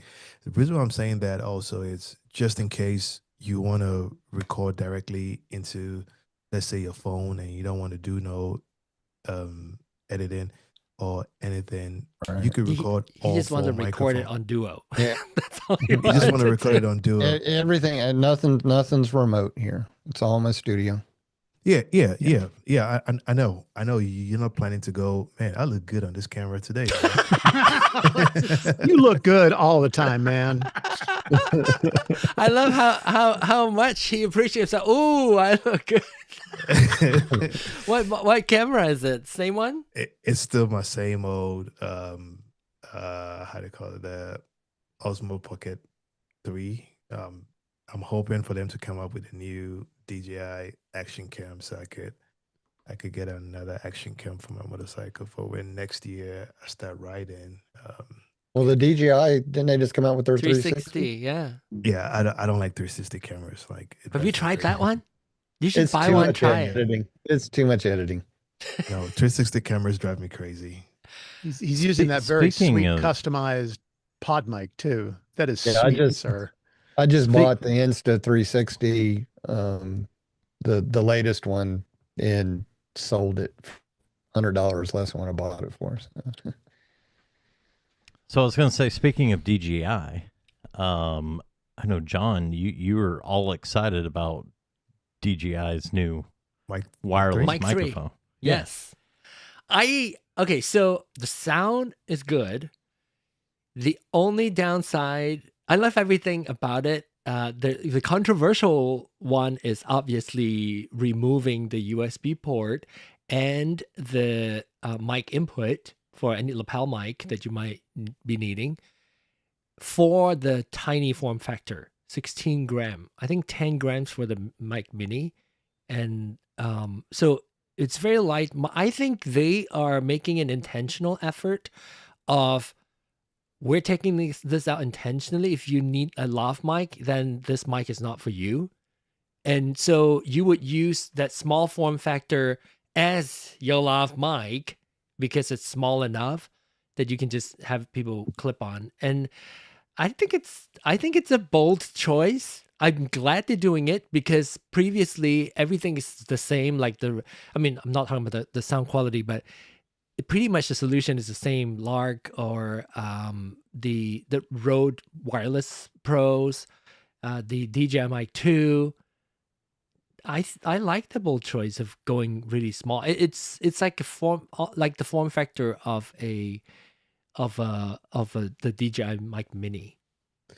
Isn't the same thing that DJI, as a DJI, like Hollyland also did the same thing. They have a dock. They have a little attachment. Yes, that's what I'm saying. They have an attachment to it just in case if you want it. I think it's smart. I think their solution is also great. You know, the new solution that they brought up with that attachment and everything, and then how you can monitor your audio with the earphones that it comes with and everything. I like that system, and actually, you talking about the Max 2? The Max 2, Lark Max. Yeah. I actually like the Hollyland microphones now. Maybe I'm just being biased because of the form factor. Because I mean, I have 2 DJI mic 2s, and I hardly use them because I just go straight for the Hollylands. Because one, they're small. Which one? And the A, the M, the Lark AI, A1 A1 or whatever. Yeah, that's what Reggie has, right? Yeah, Reggie, is that what you have? Microphones. Lark A1, is that what you have? Yes, I just got the A1, and I really like the sound on it. It's really good. And that one's a USB only receiver. Yes, you could get the one for it comes with both Lightning and USB. Yeah. But what I meant is it does not have the camera receiver for a camera input. No. But you can still use it. You can still use it for phones. No, you can still use it for a camera because I use it on my action cam. Yeah. Because my action cam, it'll take USB input. Yeah, USB input. So if your camera does take USB input, you can use it for the USB input. Glenn, back to you again. Well, I still have about 5 things to say, but I want to come back to my I seem to be rejected on the Sennheiser MKH50. It's a condenser microphone, so why would it not handle the issue? I think the issue is not the type of microphone. For me, is the fact that we want to cover 3 people, like more than one person speaking, and isn't that what the condenser is built for? Not really. Its pickup pattern is what we're looking at. So if it's very narrow, it's picking up one specific spot, and there are 3 people sitting there, you're gonna not hear the people to the side as clearly as you would the people in the middle. I was kind of intrigued by that little example you gave a while back. That was where you went off to the side, and I think George wasn't as big a fan as I was, but. Anyway. But yeah, And so that's my explanation, and it's mostly the pickup header. George, the best thing I've heard is what Phillips is recommending. Let's do the Go, and it's like less than $200. I think you're off to the races with that. Do you the DJI Mic 3? Do you think? I kind of don't think so, but do you think they will come up with a solution like Lark M2S? No, they lock in. No, I mean the Max 2. Sorry. No, I think they're locked in. They're like committed to that choice of just not using a lav mic. Because I think why would you buy for $329 a Mic 3 when you can get the Hollyland Lark Max 2 with 32-bit float recording? Well, that has a 32-bit float recording too. Because you like DJI. Does? Yeah. I don't see it on the DJIs. Well, DJI Mic 3, not. That was the thing that mini. I was, you know, when you first brought that mic up, you know, I was looking at it, I'm like, I asked myself the same question, Philip. I'm like, why would someone buy this? I get it, it's small form factor, but then you look at the capability of some of the Hollylands, and it's like, is it really that revolutionary? Is it just because here's the DJI thing. Or so what I like about the Mic 3 is I wish it has it. I wish the Mini has it. It's the multi-directional, like you can turn the clip 4 different directions, north, south, east, west, so that you can have the clip on a like a button down shirt anywhere or you something. want. Yeah. You can point it wherever. So I like that. I also like the fact that you can remove the clip. It's, you know, the Lark M2 where the clip is actually magnetized on the mic itself. So now it does that. So you can take the clip off, that is magnet clip off, and just use the magnet. So the form factor is even smaller. So I wish I have that on the Mini. Well, see, and that's what I like the Lark M2S. I really like that form factor because the clip one? Is that the clip one? Yeah. I just, because what's actually exposed is super small. Yeah. I mean, it's tiny. I don't like how I don't know how it sounds, but it sounds not bad. But the thing is, it has a very limited clip. I was demonstrating it the other. So you can only clip it on, say, like on top of your sleeve here, like, you know, or you have a button. No, that is down magnetic. shirt. Yeah, it is magnet on it too. So you can't use it like that. It has to be clipped on. The M2? M2S. It has a magnet. No, M2S. M2S. I'm sorry. M2S. Well, so, and I mean, this is going to come down to the type of people that you're miking. Like, you know, it would probably be, if I'm using it, it's probably a rare instance that I'm going to be miking someone with a t-shirt. They're probably going to be either in a button down or a polo. So I can place it I can clip it right in there. It's going to be very indiscreet. But even, you know, if I'm clipping it on a t-shirt collar, yes, it doesn't have maybe as much depth away from the opening of the collar. But it's hard to discount how much is actually exposed. I mean, that's the smallest exposure of any of these wireless mics as far as what's exposed visually.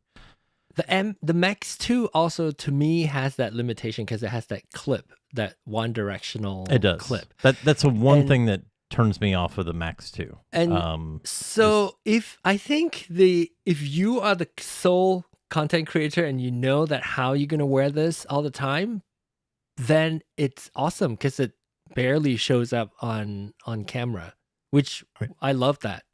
I mean, the Max 2, that's why they have the lavalier adapter to it, and I think it comes with live, and I think it comes with live mics also. If you get all the combo, it comes with live mic also, so then you can still wire your talents pretty good and stick that in their pocket and just lock it up and not worry about it falling off, you know. Yeah, you know, frankly, I can't even see it on my collar. Yeah, I could barely see it. It's really nice. Can't even see it. But again, for me, it's the limitation. You if you want to position it here, you can't. And I find it the sound can get muffled when you're up too close to your throat, and so I would rather have the Lark M2 that where you can just put the magnet on here. The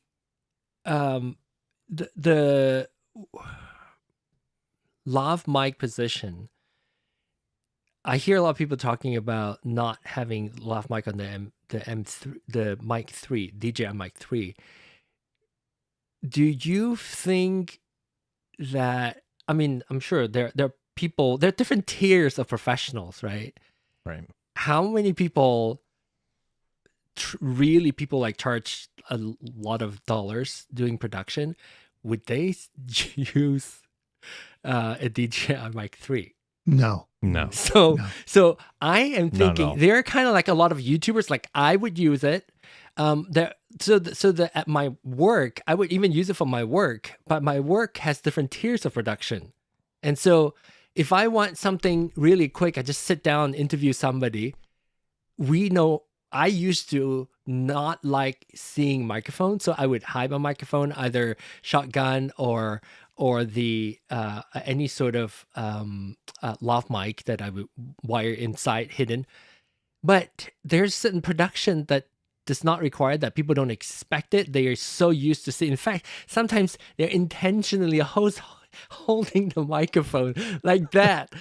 As like intentionally in the brief saying that we want that microphone. So people, and I come to appreciate where people put in like a wooden spoon and it's just a clip on the microphone to interview people. I kind of like that. So I get past that. So I think it's an intentional choice. They can probably tell how many people use DJI mic 2 without the lav mic, and that's the choice that they are willing to go with. I think this is aimed at content creators. Yes, it exactly. has up to 4 transmitters. If you think of a lot of the bigger YouTube channels, it's not a single person. It's normally 2 or 3 people. So this way they can have up to 4. Yeah. They can have, more than 4. Add that. Right. Well, you can add more than 4, but if you think of most of the bigger channels, if they can mic 4 people with a one and done, to get enough stuff to give to their editors, because the bigger the channel, they're going to have standalone editors who want better audio. And like you're saying, the microphone is kind of a prop. It's expected to see now for a lot of the YouTube exactly, thing. It's a lot of them are holding them in their hand now. Yeah. But this also with the smaller form factor, I used to hate that there's some people who are going to buy by the name. I mean, we know that with any product.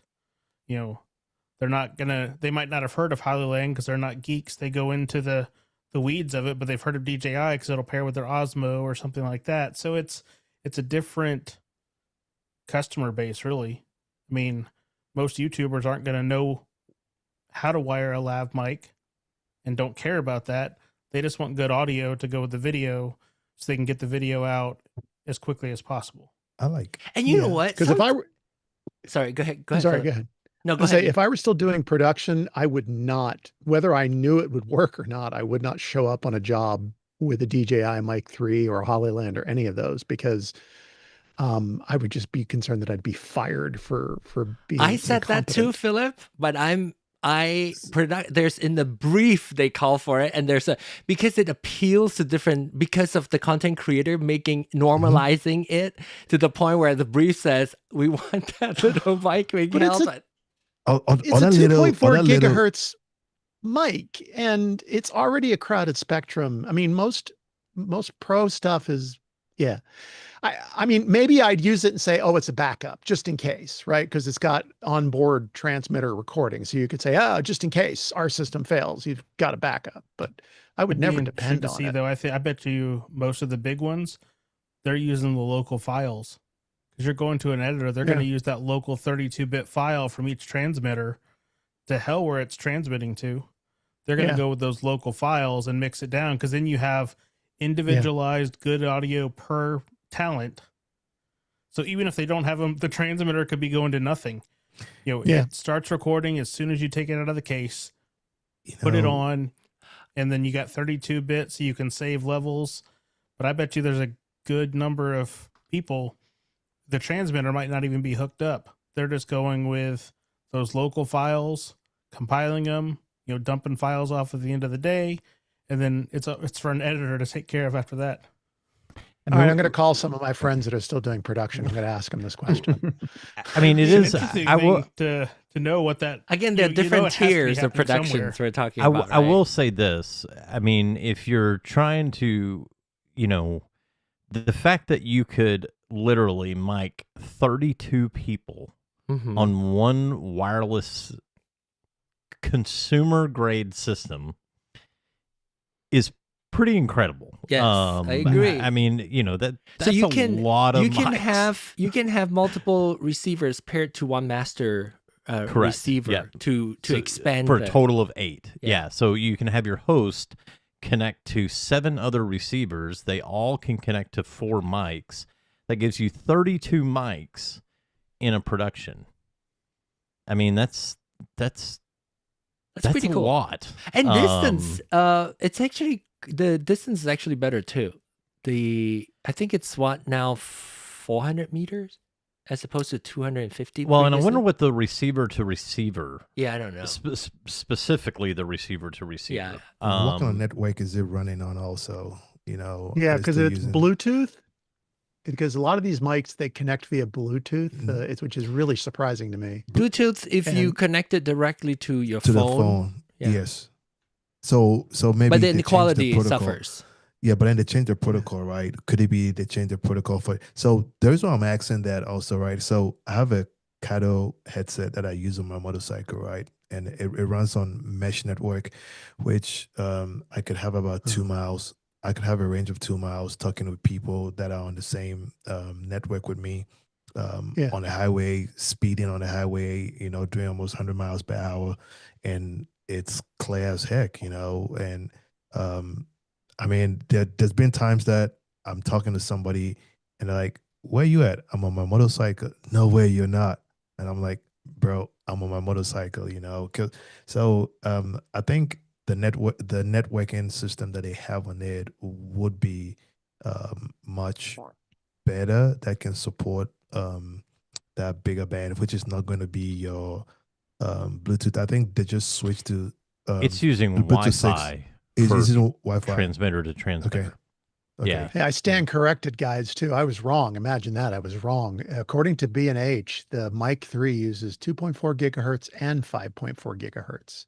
5.8 gigahertz. Oh, yeah. That reminds me. Yes. When you boot up, it will ask you if you're in indoor or outdoor situation. And if you can choose if you're indoor, and it's going to try to find a channel that is ideal for indoor usage if there's going to be crowded it runs from, on the 5 gigahertz channel, it runs from 5.725 to 5.850. Okay, so it's been the frequency. So it can look within that for a decongested channel. So though it may have a small form factor, it's the AI chip in it is doing a lot. So again, going back to what if it's AI. Phil was saying, talking about, I mean, Phil was talking about I wouldn't use it for professional stuff. I mean, I can say you could use that and still get your money's worth out of it. Okay, so does the Lark Max 2 have 5.8 gigahertz? I'm looking on their site right now. No, it doesn't. It doesn't. It's still 2.4. Yep, 2.4. Yeah, you're correct. So okay, well then DJI all the way. Wait, but I still wouldn't bring it to the job site. Keith asks, this is a good one for us to wrap up because as we're coming up to 11 o'clock. So headphones. It looks like some of us are wearing the same pair of headphones. So do you want to talk about what pair of headphones you're using? And we'll start on the top left on the screen, which is Derek. I honestly, they're Bear Dynamic. I don't remember the exact model off the top of my head. Give me a second. It's on the side probably. It's on the side of your right side of your. They're the DT 770 Pros. Okay. With the 250 ohm. 250 ohm. Okay. There were different versions. Okay. There you go. And supposedly they're some of the most comfortable. And yes. You can leave them on forever. They are comfortable. I agree. That's why and I have they them work too. better than my AirPod Max. I love my AirPod Max, but for recording through hooking everything in, I wanted good headphones, and I'm very much a buy once, cry once person. So I'd rather I got the cry same on the ones front with the end. black edition. Oh, okay. So also 770 Pro. Yep. Mm-hmm. Okay. How are they for sweating? Good. Good. No, do I'm your a sweat? furnace, Don't. and No. I am not sweating. Nope. I mean, I'm in Tennessee. Granted, we have air conditioner and whatnot on, but I generate a lot of heat, and I haven't had any sweating issues. No wonder you're the That's 10 we see. That's what I hate about my Sonys is like my head like Yeah. drips because of like the sound, the but- material too, because it's yeah. kind of like those pleather type material. Oh, it makes you I sweat. replaced those. It's cloth now. But it's Still still sweat? foam. Ah. Yeah, If it's because it- it's still foam. If you're sweating, does just not put on a breathe. head. If you're sweating, just put on a headband, man. That's what I did. Glenn?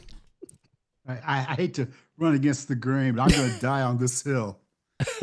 These are Sennheiser HD 280 Pros. Yeah. Like $100. They're the ultimate in sound as far as I couldn't ask for a better sound. You kind of look like Joe Rogan. And that's the deal. That's the deal. So anyway, I did not buy them for that reason, but I just know that I figured, if he could do this daily, that they couldn't be all that bad. And so My four sweat. my four guest headphones in the studio here are those. So they're living in luxury. Philip? Oh, I'm just talking on a. Normally, us I yours. use Sony MDR 7506s. I like the sound, but I find them very, very warm. So Like these warm, are it's just not the sound warm, it's like sweaty, hot Oh, no. warm. sweaty hot. Temperature- yeah, I temperature think warm. I probably need to get better. I took the stock ear pads off, Uh-huh. and I got ones that fit over my because I'm a big guy. I'm 6'1", so these Over your go over ears. my ear, which Yeah. is more comfortable. But Mhm. I need to get ones that breathe. Probably something that's What do you have not now? memory foam. You know what? It's I bought them on Amazon. I don't know the replacement memory foam. Oh no, I mean your current headphones, your is it Oh, Bluetooth? oh, this is just a Xiaomi. And you're hearing us through 1000. it, but your mic Yeah. is still your SM Yeah. your SM Yeah. 58. So SM58. Yeah. do you not monitor yourself, or are you okay with the latency? Latency? Do you I do you don't- monitor yourself? There's no latency. No, I don't come Okay. through my headphones Yeah, on any that's of why. these. That's why. If I can't do that because it's just too No, much I can't latency. either. Yeah. But none of you guys Yeah. have latency. I mean, at all, the so- latency is there. You just don't know it because we're not there for you to hear our real voice. But you will Okay. hear your real voice. But it's Yeah, not an this is issue just- if you're not monitoring yourself. It's not an issue. Right, because you guys have already told me I sound great. So And do you pair it directly to the RØDECaster? I paired it to my Mac. It's just a source. I Oh, can okay. use it as Got an it. audio source on my Just- Mac. and I just for can- output. yeah. Okay. Yeah. And Ni? Well, I guess I'll go first since like going with the tile. I have the original, the really old DT770 Pro. I don't know if it's do you guys get the new one or I think the new one has an X or something in it. Those are biodynamic. Yeah, the biodynamic. Mine is an 80 ohm, Mine are not the X. not the X. Okay. Is it removable? This part is not removable, right? No, that's the X. Yeah. So we have the same, like three of us have the same pair. And mine is 80 ohm. How many ohms is yours? 250. 250. Mine Yeah. are the I only get the regular 80. $160. Apparently the Not bad. 250 sometimes do you guys have the noisy headphones coming from your RØDECaster, Derek? And I heard some people can hear it being too noisy when it's using a 250 ohm. And Okay, now Ni. Oh no, I want to be like Charles, so I got the same headphones like Charles, Which is the Rode Which is the NTH Rode 100. NTH 100, which I got two, which I've actually gone through like 6 of them. Gosh. Tell us why. But Why? Is that an issue? I thought they solved it. Yeah, they did. But then I don't know, because I got a gaff tape on my since the TED one broke. Do you have the updated one, or do I have the updated one. did you break that the they sent me. updated one? Is what I'm asking. No, I've not even used that one at all. It's still sitting in the Okay, box. so maybe the new Yeah. one's not going to be that issue anymore. There's like a little part where you twist and change the. I haven't had any issues out of mine. Yeah, It's just rough. I haven't had any issues out of mine. I've got the Rode. But I heard it's very NTH100. comfortable. They are comfortable. So that's so I hate to ruin this for Neat, but I do have the Rode NTH100s just like Neat, but I am probably going back to the Barodynamics. To me, they are more comfortable. And I have the 80. I have the old school 80 ohms, Like mine. Yeah, like yours. Do you get it before me, or we get it around the same time? Hello, I Ryan. think we from get them Rode. around the same time. You need to cut. You need to stop can you hear me? sponsor. Oh no, there's no sponsorship. So I'm probably going back to the Barodynamics because one thing, these aren't, for me, they're not as comfortable as the Barodynamics. The Barodynamics to me have a larger cup. Yeah, the circus that is just circular. Sits more, and it's more circular. Yeah. Yeah, where these are shaped. More elongated. Yeah. Oh, it's like they've got kind of a weird shape to them, but and these almost feel like they have more pressure. Just a little bit more pressure. And they are, to Philip's point, these feel hotter than the Barodynamics. Oh, really? They're supposed Has to have anybody like used breathing any, like, in-ear ear monitors? I do. Yeah. I have a pair. Yeah, I can't stand them. I try not to. I can't stand the sound. Like, it does the job. It does exactly what it's supposed to do. I'm just so used to, like, I would have customs. I would have to spend an insane amount of money on in-ear monitors to get it to sound the way that I would want it to sound. Well, clearly I'm listening to you guys on a Xiaomi Bluetooth headset. So, I'm not really terribly concerned about how you sound. I think for me, I think the ones I have four drivers in them, and I just don't like this. It doesn't.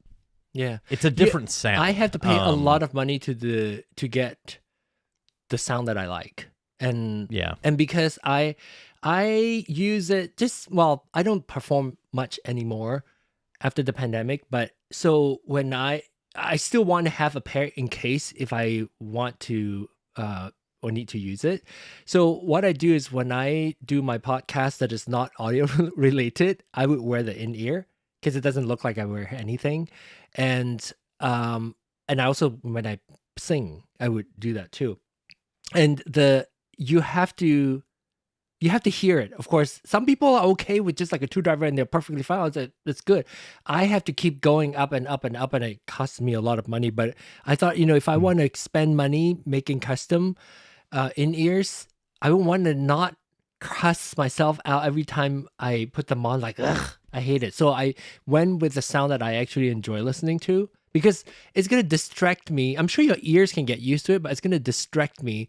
It sounds very close to my Biodynamic. So it's not exactly the same, but it sounds closer to it. So my bar is set really high because I'm comparing to these, and I want to be able to swap these two out without sounding completely different. Not to hijack the conversation, but I'm going to. Have any of you guys tried open over the ear? Yeah, I mean, no, headphones? I don't like. So Biodynamics has a lot of open. What's it called? Open ear. Yeah, where you can hear. Yeah, where basically. it Open leaks back. Open back. And they Open breathe back. open back. Open Thank back. you. Yeah. Thank you. Open ear sounds like a surgery. Right. I'm tired. What can I say? I'm tired. What about Reggie? Well, right now I'm just using my little Your iPhone lovely earpods. earbuds. Yes. But usually I'll just put it in the chat as one audio. Oh, yeah, I've heard I of don't know. that. Yeah. I just when I started kind of getting heavy into the podcasting, I was like, oh, well, I probably should have some better headphones. And just did a quick search on Amazon, and they were rated pretty good. So they were rated pretty good, and they weren't expensive. This So one? Is it this one? yeah, that looks that's those are the ones. And I've been pretty happy with them. They said they sound pretty good, and they don't burn my ears up. I can take wearing them long enough to do my show, and then then I gotta take it off. My AKG K52s were the very first headphones that I got, and I still like them because I think they're flat enough, but I still really prefer the Rode ones way better. I mean, it fits my ears really good, and I don't get ear fatigue or whatever everybody gets. But how long is your usage of headphones, you guys? I just want to get a general idea of what is in your typical day of using, let's say the lean long, like what is the longest continuous usage of your headphones when you do use them? Tuesday night sessions like this. 3 hours? 3 days? Totally. 3 hours? Yeah. 6 hours. Okay. Because my podcasts are only 30 to 45 minutes. So. My usage is anywhere from 8 to 9 hours. Wow. Continuous usage. Long, like at work, because I don't sit there the whole time. So it'll probably be like 6.5, 7 hours a day. So I have to, that's when you really get ear fatigue. Like when I was using MDR 7506, my ears would get tired because of, I think it's the higher frequency are a little bit more piercing, and spending 6-7 hours, I just, it's just, you start to hear ringing and all that. So when I switch over to the biodynamics, I have the exact same pair at work, and it's a lot more comfortable for me. And I think the reason why, because they are round and it doesn't push with them, glasses, my ears especially fit inside. For me, with And glasses, that's, I think, why it keeps cooler as well. And so, Philip, if you were looking for cooler, try a pair of the buyers, because they are, regardless, we all have different ear sizes. I would assume most everybody's ear is going to fit inside the circle. Yeah. So it's I have sitting elephant around ears, the ear Phil, versus on the ear. Dude, I'm a big guy. What can I say? And here's the Phil, thing. Phil, 6'1", I'm 6'1" is not tall. I'm you know that, 6'1". right? Oh no, I'm Yeah. 6'6", guys. Did I say 6'1"? I'm You 6'6". My Sorry, I'm 14-year-old, 6'6". my 14-year-old is taller than That's you. a big you difference. know? Hey, what can I'm 60 years old. I'm tall for my generation. What can I say? you're tall for many Yesterday, generations. everybody. All right. I think if I bought Biodynamics, I would probably burst into flame because I'm a 20-year Sony veteran. I'm not there anymore, but You should give it pretty a sure try. they put You the can always device in there. return it. Yeah. Yeah, that's true. but I do have to say, when I first switched from my MDR 7506 to my 770, the DT 770, I have to get used to it. It took me like a couple of weeks to get used to the sound because it's a lot flatter than compared to the MDR 7506. The high is not boosted as much. Just realized I've never seen your ears. Oh my god. Who is that? It is Wage. You are so good, though. I mean, that is so... That's funny. I do have So, big ears. Maybe Maybe I can get a pair of DT 770 Pros used around $70-$75. That's not bad. not bad. And then they are built like a tank. I sat on this and bent the whole... don't put this... Oh, here's a pair Don't put for your headphones on your chair. $44. I sat on it and I bent it back into shape, and so yeah, they're really good. Okay, if you do get it, I want to hear your review after using it for a couple of weeks. Okay. Glenn? I've got to stand up. I have a little bit of life on the hill. The HD 280 Pros are just, the sound is just great. I can't imagine you guys are getting better sound than I'm getting. So that's my thought. HC28002. What is it? It's the Sennheiser HD 280 Pro. HD. Yeah. Oh, Hey Glenn, do you like eating do you pour your milk in first before you put your cereal, or you put your cereal before your milk? I eat my cereal dry. I'm a You eat man. your cereal dry. Okay. Don't bring cereal into it. Bring religion or politics into it before you bring cereal into that's it. That's a good segue to end the show before it goes that way, that direction. All right, thanks Don't, everybody. don't mess with a man's cereal. No, John. We'll see you next week. What? Next time, I think we should talk about chairs too. Cherish what? No, chairs, like Churros, like the food. You know? No. Oh, your chair. You're sitting in. Oh, chairs. Like your Sorry, butt is in. sorry, I'm hungry. Never mind. I thought you talked about churros. I was like, okay, let's talk about churros. Ooh, we know where John's mind is. Okay. Yeah, talk about churros. You want to go get some churros? I could drive to Kansas. Fresh ones. Chairs. My chair is from IKEA, and I have nothing to tell. Anyway, next week. Don't give it all away. Don't give it all away. Next week, you know what? October, let's plan on talking about eCam, especially if you do use eCam. Let's talk about eCam. I plan on doing some weeks, maybe 2 or 3 weeks, talking about eCam October. We can do that before I go on a break. So keep in mind, November, December is when I take those 2 months off, and then we'll come back in January and do this nightly again. Okay, hey, John. Yes. John, I'm going to shame you. What? And I don't want to I want to talk about it now, but you never solved my YouTube problem. Just saying. Oh, that's right. Just saying. What teaser next week? No, we're done. Teaser next we'll week. Talk about tell it us your tell us your issue again. They didn't hear it. This right here. I've recorded multiple videos and they come out with no audio, even though the files on my side have audio. When they get published, YouTube drops the audio. They're only publishing them at standard definition, even though my connection is rock solid and lots of data space. Odd. They look like crap. They constantly say they're processing the video for days. Oh. For days. How do you broadcast it? Do you use it from youtube.com? Like, how do you stream live? That's all I can think of is that I'm using YouTube's interface. But I should be able to use YouTube's interface. I should. I shouldn't have to pay. No, for you should. eCam Uploading? or for recording. from recording live. Streaming.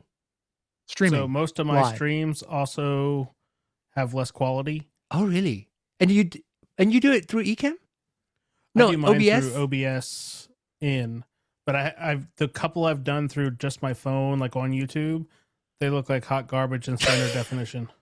All right, well, let's talk about that next week. So, if you have garbage next quality week, on instead of YouTube. sound check, next week will be seat check because we talked about chairs and YouTube garbage audio. Look into Meld Studios. It's free. Okay, we'll continue the conversation about live streaming on YouTube and how sometimes the audio and the video could be crappy next week on Soundcheck at 9 p.m. Central Time. If you haven't done so already, there's still 10 of you watching. You can hit the subscribe button, and then the next time we go on live, you'll be notified at 8 p.m. Central Time for RØDECaster User Meetup, specifically talking about RØDECasters, and then Soundcheck broadly, even including, we even talk about lighting. We're going to talk about lighting too. Maybe next week we'll do that too. Okay? Thanks, everybody. Thanks for hanging out with us all night. We'll see you next week. Bye.